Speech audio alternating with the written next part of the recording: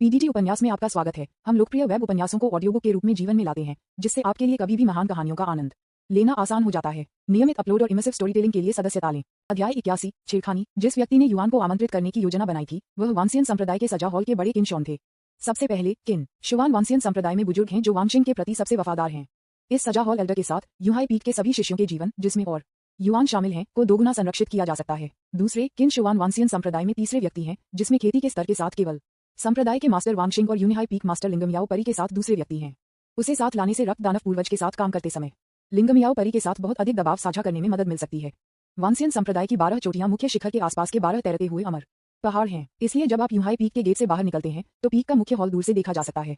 इस समय एक काली छाया एक बढ़ते ईगल की तरह मुख्य शिखर हॉल के मुख्य द्वार से नीचे झपट्टा मारा, 100 फीट से अधिक के लिए हवा को पार किया और सभी के सामने लगातार उतरा। ये सजा हॉल के बड़े किन शॉन थे। एल्डर किन ने पहली बार फेयरी लिंग मियाओ के साथ अभिवादन का आदान प्रदान किया। फिर उन्होंने युआन को एक तरह के चेहरे के साथ देखा और कहा, संप्रदाय नेता ने पीछे के पहाड़ में निषिद्ध क्षेत्र को खोलने के लिए युवा मास्टर के प्रस्ताव पर सहमति व्यक्त की है और मुझे शहर में घुसपैठ करने वाले दुष्ट की खेती को खत्म करने के लिए फ्यूटू शहर भेजा है। ये बहुत अच्छा है। यह मुझे मुख्य हॉल में जाने और उस सस्ते बूढ़े आदमी से बात करने में समय बर्बाद करने से बचाता है। उन्होंने युआन ने खुशी से कहा, मुसीबत के लिए धन्यवाद एल्डर किन। ये सुनकर किन शॉन ने अपना सिर हिलाया। उसकी आंखें राहत के संकेत से भर गईं और कहा, इस अवधि के दौरान संप्रदाय के मास्टर और अमेरिकी बुजुर्गों ने आपकी वृद्धि देखी है। हालांकि संप्रदाय के मास्टर इसे नहीं दिखाते हैं, मुझे पता है कि वह आपके दिल में आपके साथ काफी संतुष्ट होना चाहिए। उन्होंने युआन को शायद ही कभी एक शर्मिंदा अभिव्यक्ति दिखाई और कहा, एल्डर किन, आप बहुत दयालु हैं। वास्तव में मुझे अभी भी बहुत सुधार करने के लिए बहुत कुछ है। ये देखना दुर्लभ था कि वह युआन इतना शर्मिला है और उसके बगल में परी लिंगमयाओ मदद नहीं कर सकती है, लेकिन उस पर अचंभा कर सकती है। सू जिना, जो युआन के पीछे खड़े थे, ने अपने कंधों को सिकोड़ दिया और अपनी आवाज को कम कर दिया, एक आवाज में गुनगुनाते हुए उन दोनों को सुनने के लिए पर्याप्त जोर से, वह युआन, आपने वास्तव में अपने तरीके बदल दिए हैं। अतीत में अगर एल्डर किन ने आपको कुछ तारीफ की थी तो आपको बहुत गर्व होता। अहम विज्ञापन। वह युआन ने जानबूझकर अपनी गति को धीमा कर दिया और अनियंत्रित और चंचल छोटी बहन के साथ उसके साथ पकड़े जाने के बाद वह एक तुच्छ आवाज में उसके कान में फुसफुसाया, छोटी बहन, तुम हमेशा मुझे क्यों घूर रहे हो? क्या तुम मेरे प्रति कोई इरादा हो? युआन ने जो कहा उसे सुनने के बाद सू जिन पहली बार में उलझन में था और फिर उसे एहसास हुआ कि उसे युआन द्वारा छेड़ा जा रहा था। अचानक उसका उत्तम और सही चेहरा नग्न आंखों को दिखाई देने वाली गति से गहरा हो गया। गुलाबी मुट्ठी की उसकी जोड़ी कसकर जकड़ी हुई थी। उसकी बड़ी आंखें, जो मूल रूप से सफेद पत्थरों की तरह उज्ज्वल थीं, अब शर्म और गुस्से से भरी थीं। वह युआन को जमकर देखती है, जैसे कि वह इस आदमी से मौत से लड़ने जा रही थी अगर उन्हें असहमति हो। डैड, ये देखकर वह युआन को डर था कि यह छोटी लड़की बहुत अधिक शोर करेगी और परी लिंगमयाओ और अन्य सभी वरिष्ठ बहनों को यूहाई पीक का ध्यान आकर्षित करेगी। इसलिए उसने जल्दी से आत्मसमर्पण में हाथ उठाया और कहा, जूनियर भाई, मैं थोड़ा मुंह हूं, मैं मदद नहीं कर सका, लेकिन कुछ शब्दों को बाहर निकाल दिया। मुझे आशा है कि आप मुझे माफ कर देंगे, जूनियर बहन। उसी समय मैं मदद नहीं कर सकता था, लेकिन मेरे दिल में शिकायत कर सकता था। सू जिना, अब जब जू लुचा के हमारे सुंदर गुरु को जब्त करने की साजिश उजागर हो गई है, तो उसके पास यूनिही पीक से दोष के अलावा कोई विकल्प नहीं है। आपके कौमार्य को खोने का संकट वास्तव में अस्थायी रूप से हल हो गया है। लेकिन बहुत खुश मत हो, जू लुचा निश्चित रूप से अभी भी हमें अंधेरे में कहीं से देख रहा है और किसी भी समय आप पर हमला कर सकता है। दूर के अतीत का उल्लेख नहीं करने के लिए बस 9वीं सीनियर सिस्टर लीमो र को लें, जो जू लुचा द्वारा ब्रेन वॉश किया गया था। कौन जानता है कि उसके जू लुचा की तरह कितने जासूसों ने हमारे वांसियन संप्रदाय के पास लगाया है। मुझे याद है कि यह पेंगलाई द्वीप पर लान्यू फेरी के बॉर्डर में था।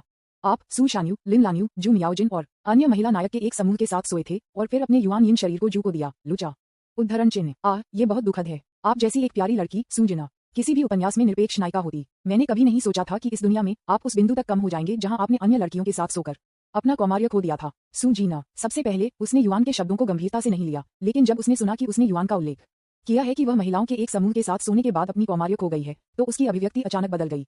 सू जिना को युआन के विचारों पर ईव्सड्रॉपिंग के कई अनुभव थे। सबसे पहले उसे संदेह था कि यह उस पर युआन द्वारा निभाई गई एक शरारत थी। बाद में जब उसे एहसास हुआ कि वह युआन खुद को इस बारे में नहीं जानता था, तो वह अपने दिल में विश्वास करने लगी। विज्ञापन। और जहां तक वह जानती थी, उसने युआन ने एक से अधिक बार उल्लेख किया था कि उसकी मासूमियत जू जियांग द्वारा छीन ली जा सकती है। इससे पता चलता है कि यह कुछ ऐसा नहीं है जिसे उसने युआन बनाया है। वह वास्तव में उस जू आदमी द्वारा अपने महत्वपूर्ण सार को दूर ले जाने का खतरा था। इस बारे में सोचते हुए सू जिना की आंखें, जब उसने देखा कि वह युआन अचानक बेहद जटिल हो गया, उसने चुपचाप कहा, वह युआन, क्या आपको लगता है कि 9वीं और 13वीं सीनियर सिस्टर्स जैसी कोई अन्य महिलाएं हैं जिन्हें हमारे वानक्सियन संप्रदाय या अन्य संप्रदायों में जू नाम के उस कन्वैग से नुकसान पहुंचाया गया था? वह युआन ने कहा और कहा, छोटी सीनियर सिस्टर, आपको क्या कहना चाहिए? क्या सीनियर सिस्टर 9 और सीनियर सिस्टर 13 जैसी कई महिलाएं हैं जिन्हें स्कंबैग जू द्वारा नुकसान पहुंचाया गया है? जू की तरह एक बदमाश कैसे हो सकती है, जिन्होंने दोहरी खेती की मिठास का स्वाद चखा है, अन्य महिलाओं को नुकसान पहुंचा रहा है? ये सुनकर सू जिना ने अपना चेरी जैसा मुंह खोला, लेकिन अंततः और कुछ नहीं कहा, सिर्फ इसलिए कि वह जानती थी कि शायद उसने युआन ने जो कहा वह वास्तव में सच्चाई थी। यह सही है। तथ्य यह है कि वास्तव में उन्होंने युआन का अनुमान लगाया है। तलवार अमर के नियत नायक जू जियांग ने पेंगलाई मंडप में अगले लक्ष्य के रूप में पवित्र युवती लैन यू फेरी को चुना। हालांकि इस बार उन्होंने अप्रत्याशित रूप से पाया कि उनकी प्रगति चिकनी नहीं थी।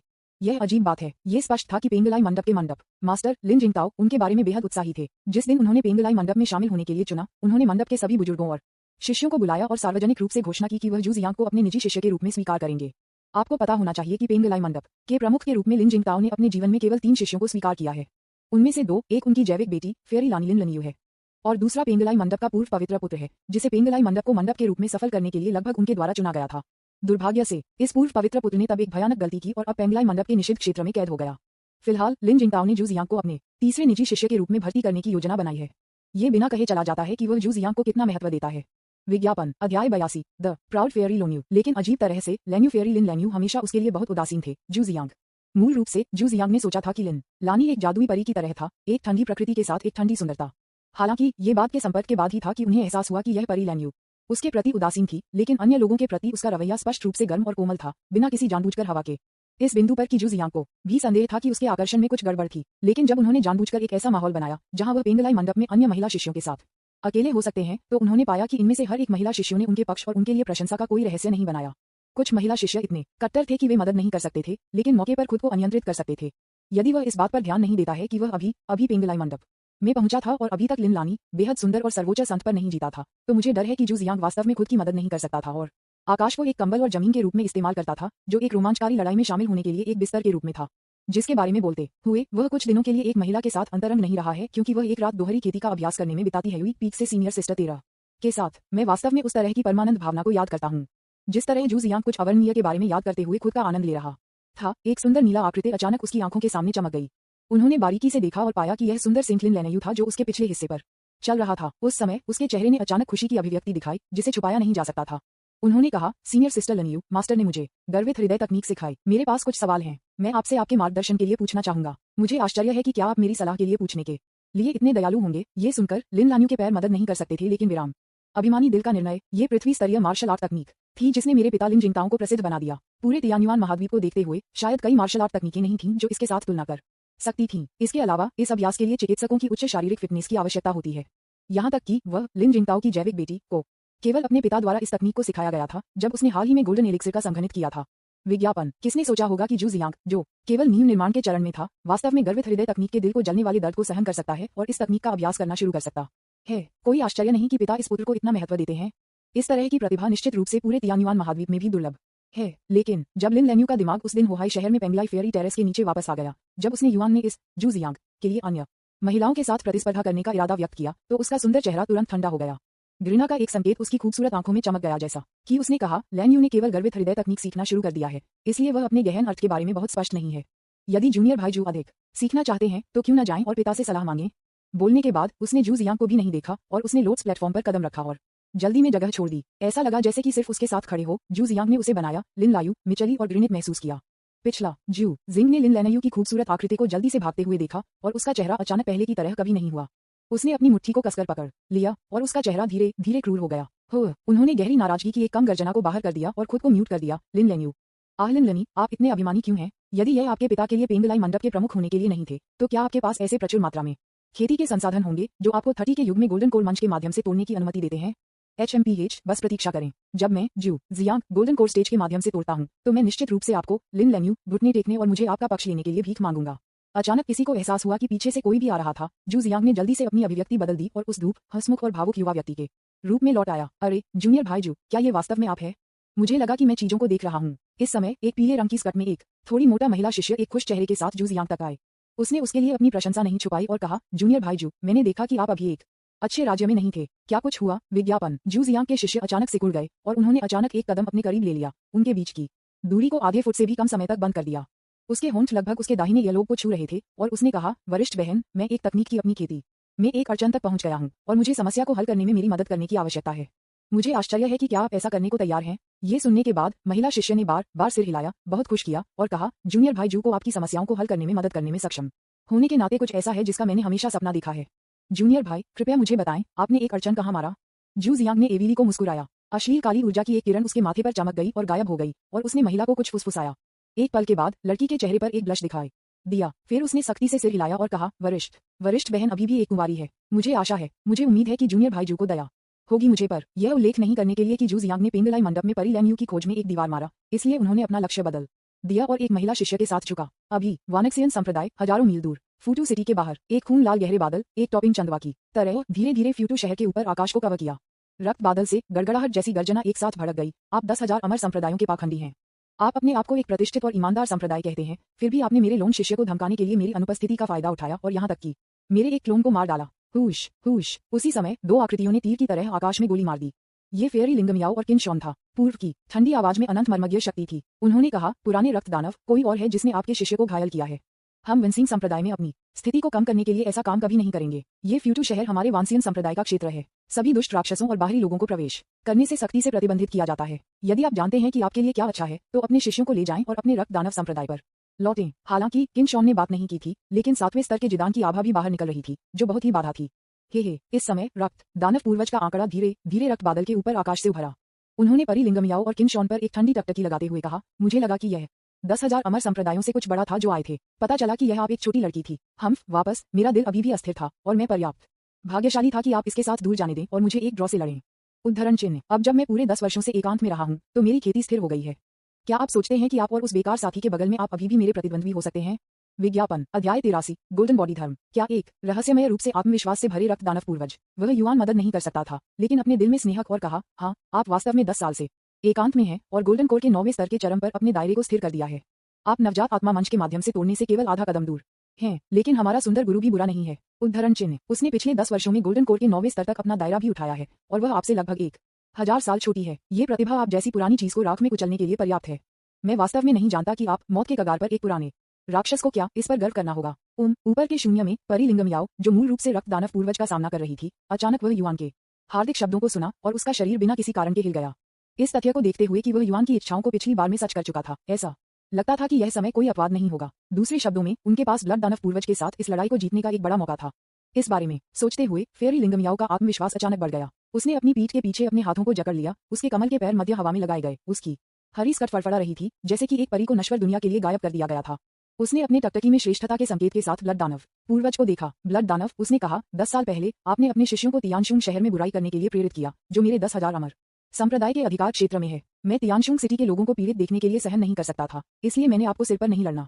अब न केवल आप नहीं जानते कि खुद को कैसे रोकना है, आप आगे भी चले गए हैं और जबरदस्ती फ्यूटू शहर पर हमला किया है, जो वांसियन संप्रदाय के मुख्य शिखर के पैर में स्थित है। इस बिंदु पर यूहाई पीक मास्टर का सुंदर चेहरा ठंड की एक परत के साथ कवर किया गया था और उसकी आवाज बर्फीली ठंडी थी, जैसा कि उसने कहा, चूंकि ऐसा है, मैं वापस पकड़ नहीं करूंगा। मुझे अपनी सच्ची शक्ति दिखाने दें। फक फक करना। ब्लड क्लाउड में रक्त दानव पूर्वज को परी लिंगमियाओ जैसे नौजवान द्वारा नीचे देखा जा रहा था। वह कराहते हुए और कहा, लड़की, मैंने मूल रूप से सोचा था कि आप दोनों स्वभाव और उपस्थिति दोनों में उत्कृष्ट थे और मैं आपको पकड़ने की योजना बना रहा था और आपको अपनी दोहरी खेती के लिए एक कॉलड्रॉन के रूप में उपयोग कर रहा था। लेकिन अब जब आप मरने के लिए दृढ़ हैं, तो मेरे पास आपकी इच्छा को देने के अलावा कोई विकल्प नहीं है। जैसा कि उन्होंने कहा, उसके पैरों के नीचे के रक्त बादल ने अचानक शानदार सुनहरी रोशनी का उत्सर्जन किया। वह पल रक्त दानव पूर्वज, जिनके पास मूल रूप से एक गंजा सिर था, उनके शरीर पर सुनहरी रोशनी में ढका हुआ था और उन्हें लग रहा था कि वे हर जगह बुद्ध की रोशनी के साथ बुद्ध की मूर्ति बन गए थे। विज्ञापन। जिसके बारे में बोलते हुए, ये रक्त दानव पूर्वज वास्तव में बौद्ध धर्म का एक परित्यक्त शिष्य है, इसलिए उनके द्वारा अभ्यास की गई मार्शल आर्ट भी बौद्ध धर्म के अनूठे कौशल पर आधारित थे।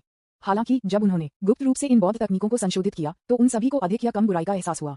उदाहरण के लिए, ये गोल्डन बॉडी इमेज बौद्ध धर्म की सामान्य सुनहरी शरीर की छवियां सभी शुद्ध सुनहरी रोशनी है और यह आमतौर पर लोगों को एक गंभीर और पवित्र भावना देता है।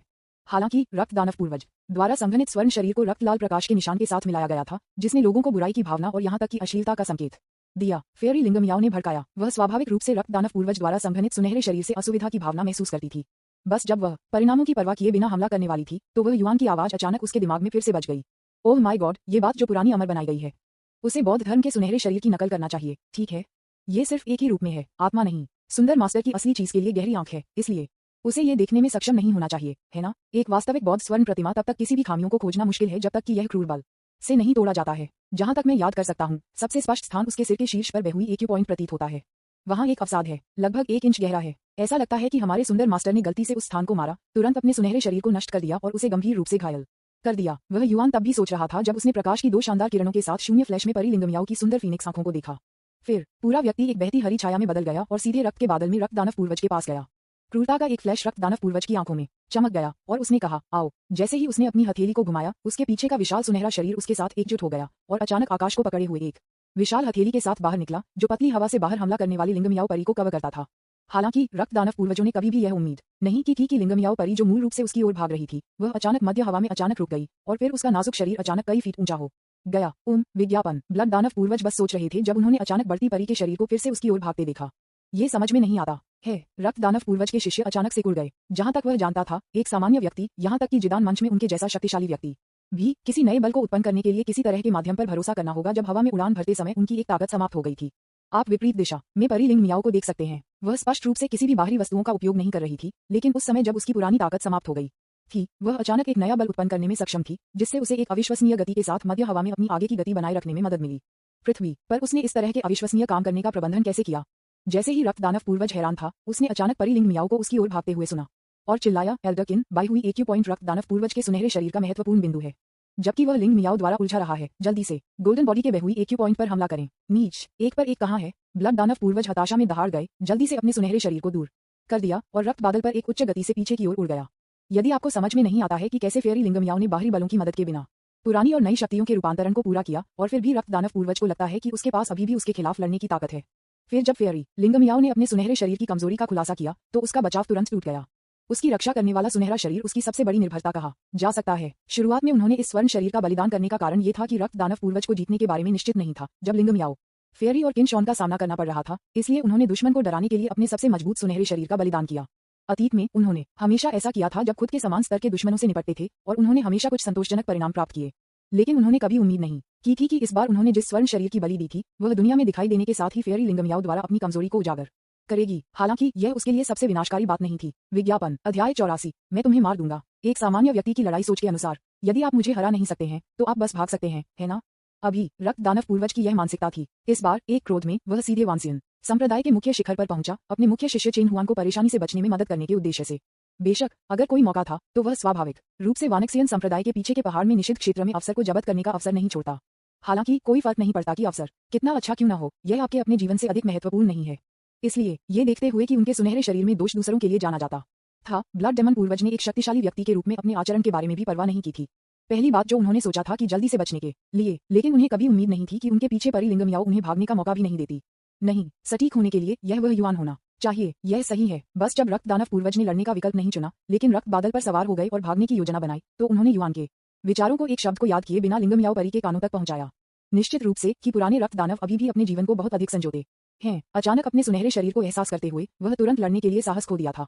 लेकिन क्या बूढ़ा सोचता है कि वह बस भागने से हमला करने से बच सकता है? हाँ, ये बूढ़ा आदमी एक रक्त बादल पर खड़ा है। यह अजीब और राजसी दिखता है और वह बहुत उच्च वर्ग दिखता है, लेकिन वास्तव में वह एक रक्त आत्मा के झंडे पर खड़ा है और वह इस रक्त बादल को बनाने के लिए एक धुंध को भाप देने के लिए आध्यात्मिक ऊर्जा का उपयोग करता है।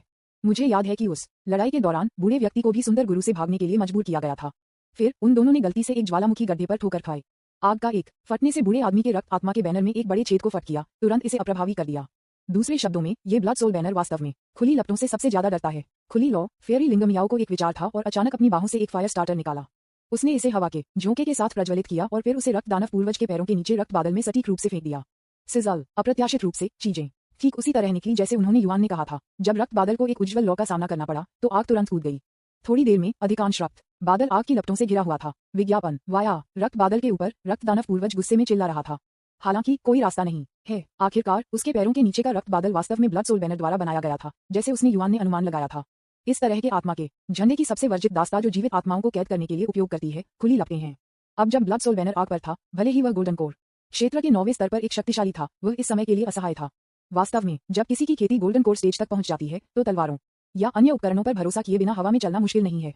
लेकिन समस्या यह है कि यह अवसर केवल थोड़े समय तक रह सकता है। ये फ्यूचर शहर अपने रक्त दानव संप्रदाय से हजारों मील दूर था, यहाँ तक कि अपने खेती के स्तर के साथ वह शायद हवा के माध्यम से भागने में सक्षम नहीं होगा। उल्लेख नहीं करना उसके पीछे लिंग मियाओ फेयरी का पीछा किया, जो गोल्डन कोर के 9वें स्तर पर भी था, रियल्म और किन शुवान, जिसका क्षेत्र अन्य दो की तुलना में थोड़ा कमजोर था। एक बार जब वह हवा में भाग गया तो उसने बहुत सारी आध्यात्मिक ऊर्जा का सेवन किया। तब तक लिंग मियाओ परी के साथ काम करने का उल्लेख नहीं करना, यहाँ तक कि किन शॉन के साथ काम करना, जो थोड़ा कमजोर स्तर पर है, मुश्किल है। इस बारे में सोचते हुए रक्त दानव पूर्वज ने अपने पैरों के नीचे जलते रक्त बादल को छोड़ने के लिए पूरी तरह से चुना और अचानक 1000 पाउंड की गिरावट के साथ नीचे जमीन की ओर गिर गया। लेकिन कोई फर्क नहीं पड़ता कि वह कितनी तेजी से था, फेयरी लिंग मियाओ उससे भी तेज था। लगभग उस समय जब रक्त दानव पूर्वज जमीन पर गिर गया और जल्दी से भागने वाला था। फेयरी लिंग मियाओ 9वें स्वर्ग के एक परी की तरह दिखते थे, जिन्हें नश्वर दुनिया में भगा दिया गया था, और वह उसके सामने लगातार रुक गई। इस बार उन्होंने अंत में स्पष्ट रूप से देखा कि फेयरी लिंग मियाओ अपने पैरों के नीचे क्या नियंत्रित कर रहे थे। यह आकार में एक पैर के बारे में एक शटल था। पलक झपकते ही रक्त दानव पूर्वज ने कुछ सोचा था, उसके विद्यार्थियों ने अचानक चौड़ा हो गया। तो अब आप अचानक स्टॉप के बीच स्विच करने में सक्षम थे और मध्य हवा में शुरू होते हैं। अपने पैरों के नीचे इस फ्लाइंग शटल पर भरोसा करते हैं। विज्ञापन हुश। फेयरी लिंगमियाओ ने रंगीन ग्लास शटल को दूर रखा और शांति से उसे अपनी आस्तीन में टक दिया। फिर वह शांति से द ब्लड डेमन संप्रदाय के संस्थापक को देखती थी और कहा, वे कहते हैं कि केवल अपने आप को और अपने दुश्मन को जानने से आप हर लड़ाई जीत सकते हैं। रक्त दानव, आप ये भी नहीं जानते कि मैं किस हथियार का उपयोग कर रहा हूँ, इसलिए आप मुझे हराने में सक्षम होने की हिम्मत कैसे करते हैं। दबंग। दूर नहीं, वह युआन मदद नहीं कर सकता था, लेकिन इन दो शब्दों के बारे में सोचता था जब उसने परिलिंग मियाओ को रक्त दानव पूर्वज के रास्ते को अवरुद्ध करते हुए देखा था। उसके पीछे, उसकी पीठ के पीछे, और उसकी पोशाक फड़फड़ा रही थी जैसे कि एक निर्वासित अमर। बेशक यह व्याकुलता का केवल एक संक्षिप्त क्षण था। इसके बाद उन्होंने फोटो सिटी के बाहर भीड़ की ओर रुख किया, जो शो को देखने के लिए लगातार अपनी गर्दन पर क्रैंक कर रहे थे, और कहा, बुरे काश्तकारियों के साथ व्यवहार करना उन लोगों का कर्तव्य है जो धर्मी मार्ग का पालन करते हैं। ये पुराना जहरीला रक्त दानव गोल्डन कोर स्टेज में एक शक्तिशाली है। यदि आप उससे निपट नहीं सकते हैं तो क्या आपको लगता है कि आप उसके शिष्यों से डरते हैं? अब मैंने अपने सबसे बड़े शिष्य चेन जुवान को देखा फ्यूटू सिटी के पश्चिमी उपनगरों में भागते हुए, जबकि ओल्ड जहर लिंगमियाओ परी से लड़ रहा था।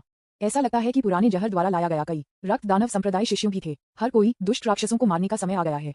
मेरे पीछे आओ और स्वर्ग की ओर से न्याय लागू करें। यह कोई आश्चर्य नहीं है कि जब सभी ने देखा कि रक्त दानव पूर्वज को लिंगमियाओ परी द्वारा एकतरफा रूप से दबा दिया गया था, तो उन्होंने तुरंत इस कुख्यात विदेशी दुष्ट दानव से डरना बंद कर दिया। इस समय युआन द्वारा प्रोत्साहित किए जाने के बाद कुछ युवा भिक्षु तुरंत उत्साहित हो गए और वे युआन के साथ फुतू सिटी के पश्चिमी उपनगरों में चले गए। वास्तव में उन्होंने युआन और अन्य लोगों ने चेन जुवान और अन्य लोगों के निशान की खोज की थी, इससे पहले कि रक्त दानव पूर्वज फुटू शहर में पहुंचे। उसके बाद फेयरी लिंगमियाओ ने युआन की सलाह का पालन किया और सूजिना और अन्य महिला शिष्यों से चेन हुआन और उनकी पार्टी का गुप्त रूप से पालन करने के लिए कहा, जबकि वह और किन शॉन फ्यूटू सिटी के बाहर इंतजार कर रहे थे, रक्त दानव के पूर्वज के आने का इंतजार कर रहे थे।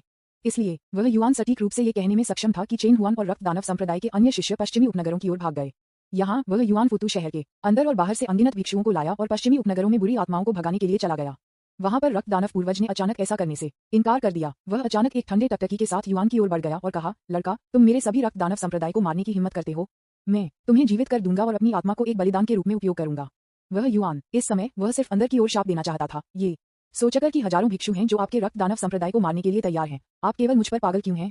मैं बस पानी को मैला करना चाहता हूँ ताकि ये विदेशी भिक्षु फ्यूटू सिटी में डाल रहे हों, फ्यूटू सिटी के आसपास अपना ध्यान केंद्रित करेंगे। ठीक है, इस तरह मेरे वानक्सियन संप्रदाय के पीछे के पहाड़ में निषिद्ध क्षेत्र पर दबाव बहुत कम होगा। इस समय पकड़ने के लिए आपके लिए यह इतना संयोग रक्त दानव पूर्वज और रक्त दानव संप्रदाय ने किसने बनाया? तब मैं आपको एक ढाल के रूप में उपयोग करूंगा। ब्लॉक गोलियां। रक्त दानव, आप बूढ़े आदमी, आपका प्रतिद्वंद्वी मैं हूँ। इस समय परी लिंगमियाओ की ठंडी आवाज अचानक लग रही थी। जाहिर है कि रक्त दानव पूर्वज के गुस्से को हटाने की कोशिश कर रहा था। विज्ञापन। अध्याय 85। आध्यात्मिक हृदय की झील में रिपल्स दिखाई देते हैं। इस बार ब्लड दानव पूर्वज ने पूरी तरह से हार स्वीकार की है। उसे कभी उम्मीद नहीं थी कि वह सिर्फ नाराज था क्योंकि उसका एक क्लोन नष्ट हो गया था और उसके सबसे बड़े शिष्य को बिना किसी कारण के पीटा गया था, इसलिए वह बदला लेने के लिए यहाँ आना चाहता था। हालांकि उन्होंने कभी उम्मीद नहीं की थी कि यह उनके रक्त दानव संप्रदाय को एक अटूट स्थिति में धकेल देगा। अंतिम रक्त दानव पूर्वज को छोड़कर रक्त दानव संप्रदाय के सभी सदस्यों को उत्साहित युवा भिक्षुओं द्वारा मिटा दिया गया था, जिन्होंने फुतू शहर में डाला था। उन कुछ रक्त दानव संप्रदाय के शिष्यों जो केवल थोड़े समय के लिए सदस्य थे और उन्होंने कई बुरी चीजें नहीं की थी, केवल गंभीर रूप से घायल हुए थे और उनके जीवन को अस्थायी रूप से बख्शा गया था। चेन जुवान जैसे कोर शिष्यों, जिन्हें ब्लड डेमन पूर्वज द्वारा भर्ती किया गया था, ने सभी प्रकार की बुरी चीजें की थीं और उनके हाथ मानव जाति के खून के साथ दाग रहे थे। न केवल वे इन धर्मी भिक्षुओं द्वारा एक एक करके एक से घिरे और मार दिए गए थे, लेकिन एक पूरी लाश भी नहीं बची थी। यहाँ तक कि रक्त दानव पूर्वज को खुद को अपनी बाहों में से एक का बलिदान करना पड़ा और लगभग 100 साल की खेती का खर्च उठाया, इससे पहले कि वह स्वर्गीय स्तर के टेलीपोर्टेशन तावीज की मदद से फुतू सिटी से सैकड़ों मील दूर बमुश्किल बच सकता था। लेकिन इस लड़ाई के बाद उनका दायरा सीधे जिंदन के 8वें स्तर तक गिर गया। उनकी उम्र में उनका जीवन काल मूल रूप से अपनी ऊपरी सीमा तक पहुंच गया है। यदि वह एक महान अवसर का सामना नहीं करता है जो उसे अपने भाग्य को बदलने में मदद कर सकता है, तो मुझे डर है कि उसकी खेती फिर से कभी भी सुधार नहीं करेगी। अलावा राक्षसों के खिलाफ इस लड़ाई में एक अप्रत्याशित आश्चर्य भी था। यही है, उन्होंने फुटू शहर के पश्चिमी उपनगरों में एक जंगल में दुबके हुए एक छोटे से दानव की खोज की।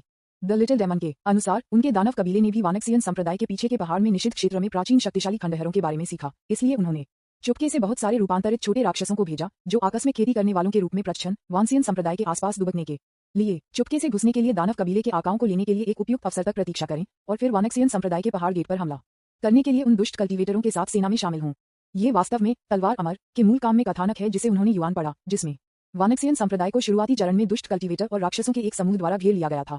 यह उपन्यास का एक चरमोत्कर्ष भी है। इस लड़ाई में फेयरी लिंगमियाओ गंभीर रूप से घायल हो गए थे और केवल जू मियाजिन, सू जीनर और जू जियांग को यूं ही शिखर के 90 से अधिक शिष्यों से बाहर छोड़ दिया गया था। शिखर केवल नाम में मौजूद था। विज्ञापन। वानसियन संप्रदाय और इसके 11 अन्य शाखा चोटियों के मुख्य शिखर को भी भारी हताहत हुए, यहाँ तक कि वह वांगशिंग, असंख्य अमर संप्रदाय के नेता, इस लड़ाई के कारण एक छिपी हुई बीमारी के साथ छोड़ दिया गया था। नतीजतन, हालांकि उसकी खेती का स्तर स्पष्ट रूप से जू जियांग की तुलना में एक दायरे अधिक था, वह अप्रत्याशित रूप से तलवार अमर के नियत नायक द्वारा मार दिया गया था। लेकिन अब जब वह युआन की आत्मा ने गलती से समय पर वापस यात्रा की है और वांगशेंग के असली प्लेबॉय बेटे को बदल दिया है, तो वह निश्चित रूप से इस त्रासदी को फिर से नहीं होने देगा। यद्यपि जू जियांग ने खुद पर अपनी मौत ला दी और युआन की जानबूझकर योजना के साथ वह अब वानक्सियन संप्रदाय के खिलाफ विद्रोह कर चुका है, जिससे तलवार अमर का मूल भूखंड पक्षपाती हो गया है। इसके अलावा रक्त दानव संप्रदाय की योजना फुतू सिटी में दुबकने के लिए और वानक्सियन संप्रदाय के पीछे के पहाड़ में निषिद्ध क्षेत्र में घुसने की कोशिश की गई थी, जो डोमेन के बाहर से अन्य दुष्ट राक्षसों के लिए एक महान चेतावनी के रूप में भी काम करती थी। लेकिन वह युआन अभी भी इसे हल्के में लेने की हिम्मत नहीं करता था। आखिरकार मूल काम यह साबित करता है कि दानव कबीले की शक्ति वास्तव में बहुत बड़ा और अधिक खतरनाक है जो वे दिखाई देते हैं। 10,000 अमर संप्रदायों के खिलाफ लड़ाई में दानव कबीले ने भी कई अनुभवी राक्षसों को भेजा, जो कि वह वांगशेंग और लिंगमियाओ परी सबसे शक्तिशाली इंसान भी अनसुना कर रहे थे। इस संबंध में उस लड़ाई के बाद वह वांगशेंग और अन्य केवल ये बता सकता है कि तियानहई वास्तव में बहुत बड़ा था। इसलिए ये भी नहीं होगा एक महान दानव को खोजने के लिए आश्चर्य की बात है जो कुछ गहरे समुद्र के क्षेत्र में छिपे हुए दसियों या यहाँ तक कि सैकड़ों हजारों साल के लिए अभ्यास कर रहा है, जिसे मनुष्य प्रवेश नहीं कर सकता है। इसलिए इस बार वह युआन निश्चित रूप से उन बड़े राक्षसों को फिर से वानसियन संप्रदाय पर कहर बरपाने का अवसर नहीं देगा। आपका मतलब है आप इन छोटे राक्षसों का उपयोग करने की योजना बना रहे हैं जो मेरे वानक्सियन संप्रदाय के चारों ओर दुबके हुए हैं, ताकि उन बड़े राक्षसों को पहाड़ के पीछे हमारे निषिद्ध क्षेत्र में इकट्ठा करने के लिए लुभाया जा सके और फिर उन सभी को एक झपट्टा में गिरा दिया। फ्यूटू सिटी के पश्चिम टॉवर पर फेरी लिंगमियाओ, जो टॉवर की रक्षा का निरीक्षण कर रहा था, मदद नहीं कर सकता था, लेकिन जब उसने युआन को सुना तो वह फॉलो किया, जो उसके पीछे चल रहा था, बड़े राक्षसों से निपटने के लिए एक योजना का प्रस्ताव करता है, जिन्होंने वानक्सियन संप्रदाय के पीछे निषिद्ध भूमि में शक्तिशाली प्राणियों के प्राचीन अवशेषों को प्रतिष्ठित किया था। वह बगल में नजर रखने से पहले एक लंबे समय के लिए विचार कर रही थी और कहती थी, वह युआन, आपको पता होना चाहिए कि हमारे वानक्सियन संप्रदाय के पीछे के पहाड़ में निषिद्ध आत्मा कालमिंग टॉवर के भीतर पिछले संप्रदाय नेताओं में से प्रत्येक की आदिम भावना का एक निशान सील कर दिया गया है। ये हमारे वानसियन संप्रदाय के सबसे बड़े खजाने हैं। उद्धरण चिन्ह। इस बिंदु पर वह युआन पर गहराई से चकित हो गई और कहा, अगर आत्माकालीन पगोडा के साथ कुछ भी गलत हो जाता है तो मुझे डर है कि आपके पिता भविष्य में हमारे वानक्सियन संप्रदाय के क्रमिक आकाओं को ये समझाने में सक्षम नहीं होंगे। ये यूनिही शिखर और अन्य शाखा चोटियों के शिष्यों को पेरिश करने से बेहतर है। विज्ञापन। उन्होंने युआन ने खुद को सोचा, इसके अलावा आपके लिंग मियाओ को भी मनुष्यों और राक्षसों के बीच इस लड़ाई में उनकी नींव को नुकसान हुआ था, इसलिए वह केवल किसी ऐसे व्यक्ति के साथ दोहरी खेती का अभ्यास कर सकते थे जो अपने शरीर को गुस्सा करने के लिए सभी आत्माओं के शरीर के पास थे, और अंत में फिर से नवजात आत्मा मंच के माध्यम से तोड़ने का अवसर मिला। क्या युआन के विचारों को सुनने के बाद एक पल में लिंगमियाओ फेरी के सुंदर चेहरे पर 2 ब्लश दिखाई दिए। उसकी खूबसूरत आंखों में नजर भी काफी अजीब थी। संदेह, शर्मिंदगी, क्रोध है, लेकिन इसमें से अधिक शर्म और झुंझलाहट है। ऐसा इसलिए था क्योंकि उसने पहले युआन की ऑल स्पिरिट बॉडी बनाने की योजना के बारे में सीखा था। अब उन्होंने कहा कि उन्होंने युआन का कहना है कि इस लड़ाई में उनकी नींव क्षतिग्रस्त हो गई थी और उन्हें किसी ऐसे व्यक्ति के साथ दोहरी खेती का अभ्यास करने की आवश्यकता थी जिसके पास सभी आत्माओं के शरीर को अपने शरीर को गुस्सा करने से पहले वह आगे की प्रगति कर सकता था। ये कहना है जिस व्यक्ति के साथ वह दोहरी खेती का अभ्यास करना चाहता है वह खुद युआन है। हालांकि वह जानती थी कि यह सिर्फ एक संभावना थी कि वह युआन द्वारा भविष्यवाणी की गई थी। फेरी लिंगमियाओ ने अभी भी महसूस किया था कि उसका मूल रूप से शांत दिल अचानक परेशान हो गया था, जैसे कि एक पत्थर उसमें फेंक दिया गया हो। सौभाग्य से वह जिदान चरण में थी और आसानी से अपनी भावनाओं को नियंत्रित कर सकती थी। थोड़ी देर में वह एक 9वीं स्वर्ग परी के ठंड और अलग थलग में लौट आए।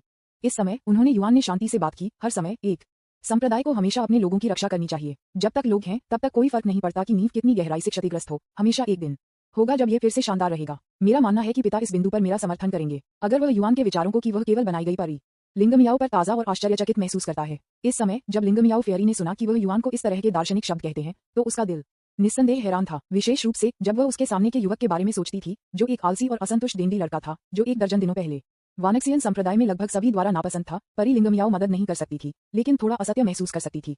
यहाँ तक कि अगर वह अपनी अक्षमता को छिपा रहा था तो वह पिछले 10 दिनों में युआन के बदलाव निस्संदेह थोड़ा बहुत बड़ा था, है ना? फेरी लिंगमियाओ को क्या पता नहीं था, वह पहले से ही काफी सुंदर थी, लेकिन इस क्षण में जब वह शहर की दीवार पर अपनी हरी स्कर्ट के साथ हवा में फड़फड़ाती थी, उसके 3000 काले बाल हवा में नृत्य करते थे और उसकी खूबसूरत आंखों में भ्रम का एक संकेत दिखाई दिया। विज्ञापन। अध्याय 86। जूनियर बहन के साथ नाक का टकराना। इस समय इस पियरलेस सुंदरता का सुंदर प्रदर्शन शायद तियानुवान महाद्वीप में सभी पुरुषों को लुभाने के लिए पर्याप्त है। वह युआन खुद को एक सामान्य आदमी मानता है, इसलिए इस समय इस बेहद खूबसूरत महिला का सामना करना जो एक निर्वासित अमर की तरह लग रहा था, वह मदद नहीं कर सकता था, लेकिन भूख लग रहा था और उसकी आंखें उसे देख रही थींगम। ये स्थिति वह मदद नहीं कर सकता था, लेकिन गुप्त रूप से काओजी की लुओ नदी की देवी के लिए ओड से एक सुंदर रेखा को सुनाता है। उसकी गोली विलासिता है, उसकी भौहें लंबी और सुंदर हैं, उसके होंठ चमकीले लाल हैं, उसके दांत सफेद हैं, उसकी आंखें उज्ज्वल और आकर्षक हैं और उसके गाल सुंदर हैं। उसका फिगर बहुत खूबसूरत और सुरुचिपूर्ण है, उसका निधन शांत और आराम से है। यह कविता हमारे सुंदर गुरु का वर्णन करने के लिए बिल्कुल भी अनुचित नहीं है। बस हालांकि वह युआन को नहीं पता था कि जब उसने वान के सुंदर शब्दों को अपने दिल में महिला के चेहरे का वर्णन करते हुए सुनाया तो उसके विपरीत परी का मन अचानक खाली हो गया। उसने अनुमान लगाया था कि वह युआन के उसके बारे में बोल्ड विचार है, लेकिन उसने कभी नहीं सोचा था कि उसने उसे कम करके आंका था। ये भी तारांकन दी बच्चा। मैं वास्तव में मेरी उपस्थिति का वर्णन करने के लिए मेरे दिमाग में एक लंबी कविता की रचना की। इसके अलावा किसी भी ठोकर के बिना इस मार्ग के अपने धारा प्रवाह और कुशल पाठ को सुनकर ये स्पष्ट था कि उसने पहले से ही निजी में शब्दों की व्यवस्था की थी। दूसरे शब्दों में ये छोटा भी तारांकन डी मुझे 1 या 2 दिन से अधिक समय से अपने गुरु के रूप में प्रतिष्ठित कर रहा है। सबसे पहले उसने सोचा कि वह युआन के लिए युआन की धमकी देने से पहले उसके लिए एक बिस्तर तैयार करने का खतरा है, जो कि जुनाई पीक में शामिल होने से पहले सिर्फ लड़के द्वारा की गई एक गुस्से में टिप्पणी की गई थी, क्योंकि वह सूजिना के उकसावे को खड़ा नहीं कर सकता था। लेकिन अब उसे एहसास हुआ कि शायद ये सिर्फ गुस्से में शब्द नहीं था, लेकिन इस बीच आरांकन डी बॉय के आंतरिक दिल से वास्तविक एकालोप। यह अजीब बात है, भले ही जू जिंग भी उसका प्रशिक्षु था, जब फेयरी लिंगम याओ ने देखा कि वह उसे फंसाने और उसका नाम साफ करने की कोशिश कर रहा था, तो उसे लगा कि वह घृणित है, क्रोध और क्रोध को धोखा दिया गया था। हालांकि वह युआन की प्यार की सीधी अभिव्यक्ति का सामना कर रहा है, उसे इस अपमानजनक विचार को छोड़ने के लिए उसे पाने की कोशिश में शर्म, अनुचितता और असहायता की भावना महसूस हुई। मास्टर, वह जूनियर भाई, तुम यहाँ हो। अचानक सू जेना की खूबसूरत आवाज उनके पीछे से लग रही थी। उनके बीच थोड़ा अजीब वातावरण तोड़ दिया। यह नहीं जानते कि कैसे वह अपने बारे में अपने बुरे विचारों को छोड़ने के लिए युआन को मना लेता है। लिंगम याओ परी ने बस पहले बचने के लिए चुना। विज्ञापन। उसने अनियंत्रित महिला शिष्य के सामने कदम रखा और धीरे से कहा, जिनेर, आप मुझे इस समय देखने आए थे। क्या ऐसा हो सकता है कि आपने एक नई खोज की है? सू जिना ने जल्दबाजी में झुकाया और उसे सलाम करते हुए कहा, हाँ मास्टर। जूनियर भाई के अनुसार वह सुझाव देता है, हमने फोटू सिटी के पूर्वी, दक्षिणी और उत्तरी उपनगरों के साथ कुछ छोटे राक्षसों को भी पाया। इन छोटे राक्षसों में से प्रत्येक महत्वहीन है और हमारे वानक्सियन संप्रदाय के बड़ों का ध्यान आकर्षित भी नहीं करेगा। लेकिन जब जिना और अन्य वरिष्ठ बहनों को करीब से मिला तो उन्होंने कुछ खोजा। हमारे द्वारा पकड़े जाने से बचने के लिए इन छोटे राक्षसों ने आत्महत्या करने के लिए चुना और उनके खून ने जमीन पर एक अजीब निशान छोड़ दिया। फेयरी लिंगम याओ ने कहा और कहा, स्ट्रेंज मार्क। उसने अचानक अपनी उंगलियों को उड़ा दिया और एक उड़ने वाले शटल को बुलाया। उसने सूजिन को शटल पर उठा लिया और कहा, चलो चलते हैं और मुझे वहां ले जाते हैं कि क्या चल रहा है। मास्टर, एक मिनट रुको। इस समय उन्होंने युआन को अचानक कुछ याद किया और कहा, मैंने एक बार अपने वांसियन संप्रदाय से नोटों की एक स्क्रॉल में पढ़ा था कि दानव की दौड़ में एक जादू है जो टेलीपोर्ट के लिए रक्त बलिदान का उपयोग करता है। मास्टर, कृपया मुझे ये देखने के लिए वहां ले जाएं कि क्या वहां का निशान दानव दौड़ के रक्त बलिदान के समान है जो मुझे याद है। उद्धरण चिन्ह। तथाकथित वानक्सियन संप्रदाय के नोट्स। निश्चित रूप से वह युआन का निर्माण था। दानव कबीले के इस तरह के रक्त बलिदान ने अचानक उन्हें मूल उपन्यास तलवार अमर में महान राक्षसों द्वारा उपयोग की जाने वाली विधि की याद दिला दी, जो तियानहई से वांसियन संप्रदाय तक टेलीपोर्ट करने के लिए। बेशक उनके पास परी लिंगम याओ को यह समझाने का कोई तरीका नहीं था, इसलिए उसे वानक्सियन संप्रदाय से नोटों की एक स्क्रॉल पर रखना पड़ा। और फेयरी लिंगम याओ इसे इंगित करने के लिए पर्याप्त स्मार्ट था। उसने थोड़ा सिर हिलाया, अपने दाहिने हाथ को हवा में उठाया और उसने युआन को शटल पर खींच लिया। निश्चित रूप से, जैसे कि संदेह से बचने के लिए, उसने जानबूझकर सूजिना को अपने और वह युआन के बीच डाल दिया। सौभाग्य से उसकी आध्यात्मिक ऊर्जा की उत्तेजना के तहत रंगीन ग्लास शटल का स्थान काफी बड़ा हो गया, इसलिए 3 लोगों को ले जाने में कोई समस्या नहीं थी। अतीत में फेयरी लिंगम याओ ने 2 बार लंबी यात्रा पर युआन और जू जियांग को ले लिया था। इस शटल का उपयोग एक वाहन के रूप में किया था और कुछ भी गलत नहीं था घटित। लेकिन फेयरी लिंगम याओ एक बात भूल गए। इतना ही, जब उसने पहली बार युआन और जू जियांग को दानव घाटी में ले जाने के लिए शटल का इस्तेमाल किया, तो जू जियांग पहले ही उपवास के चरम पर पहुंच गया था और वह युआन की विशेष देखभाल थी, इसलिए कोई गलतियां नहीं थीं। विज्ञापन। जब तक वे दूसरी बार तियानहई द्वीप गए, तब तक उन्होंने और जू दोनों ने अपनी नींव स्थापित की थी, इसलिए वे स्वाभाविक रूप से इस बेहद तेज 7 रंगों के ग्लास शटल की सवारी करने में सुरक्षित थे। लेकिन सू जीना अलग है। आखिरकार वह केवल किगुन के 8वें स्तर पर थी और यह पहली बार इस शटल की सवारी कर रहा था। फेयरी लिंगम याओ विचलित हो गया था और उसने उसे कोई विशेष देखभाल नहीं दी, इसलिए जब शटल अचानक हवा में उतर गया तो उसने अपना संतुलन खो दिया और पीछे की ओर ठोकर खाई। सू जिना चिल्लाया और अगले क्षण वह खुद को एक व्यापक और गर्म आलिंगन में गिरता हुआ पाया। अवचेतन ने अपना सिर उठाया। एक पल में सू जिना की नाक युआन के साथ टकरा गई, जो ऊपर से नीचे देख रहा था। आउच! वह युआन जानबूझकर इस तरह से घबरा गया जैसे कि वह मारा गया था और कहा, जूनियर बहन, आपकी नाक पत्थर से बनी है, यह इतना कठिन क्यों है? जब सू जिना की नाक ने युआन के साथ छुआ तो उसे उसके दिल में एक झुनझुनी सनसनी महसूस हुई। वह गुस्से में थी कि इस बीच तारांकन डी ने उसका फायदा उठाया था, लेकिन कौन जानता था कि उत्तरार्ध उस पर तालिकाओं को बदल देगा और उसे गलत तरीके से उसे चोट पहुंचाने का आरोप लगाएगा। लेकिन उनकी टक्कर का बल स्पष्ट रूप से बहुत छोटा था, उनकी नाक की युक्तियों के अंतरंग संपर्क की तरह। उसकी आंखों के साथ थोड़ा लाल, सू जिना ने इस दुष्ट पर ध्यान देने की जहमत नहीं उठाई। जैसे ही वह दूर खींचने वाली थी, उसे एहसास हुआ कि उसकी पतली कमर उसके द्वारा गले लगा ली गई थी। उसने तुरंत फुसफुसाया, आप जाने क्यों नहीं करते? ये सुनकर उसने युआन को जल्दी और आज्ञाकारी रूप से अपने हाथों को ढीला कर दिया, अपनी हथेलियों को ऊंचा उठाया और उन्हें अपने सिर के पीछे से जकड़ लिया, ये कहते हुए, जूनियर भाई, मैंने सिर्फ आपकी रक्षा के लिए वृत्ति से बाहर काम किया। जूनियर बहन, मेरा पूरी तरह से अपमानजनक होने का कोई इरादा नहीं था। जूनियर भाई, मैं अपने 5 अंगों के साथ इसकी गारंटी दे सकता हूँ। उद्धरण चिन्ह। सू जिना दंग रह गए और कहा, 5 अंग? क्या लोगों के पास केवल 4 अंग नहीं है? अरे बाप रे! वह युआन मदद नहीं कर सकता था, लेकिन अंदर से शाप दे सकता है। वह युआन, तुम वास्तव में बकवास बात करने के आदी हो।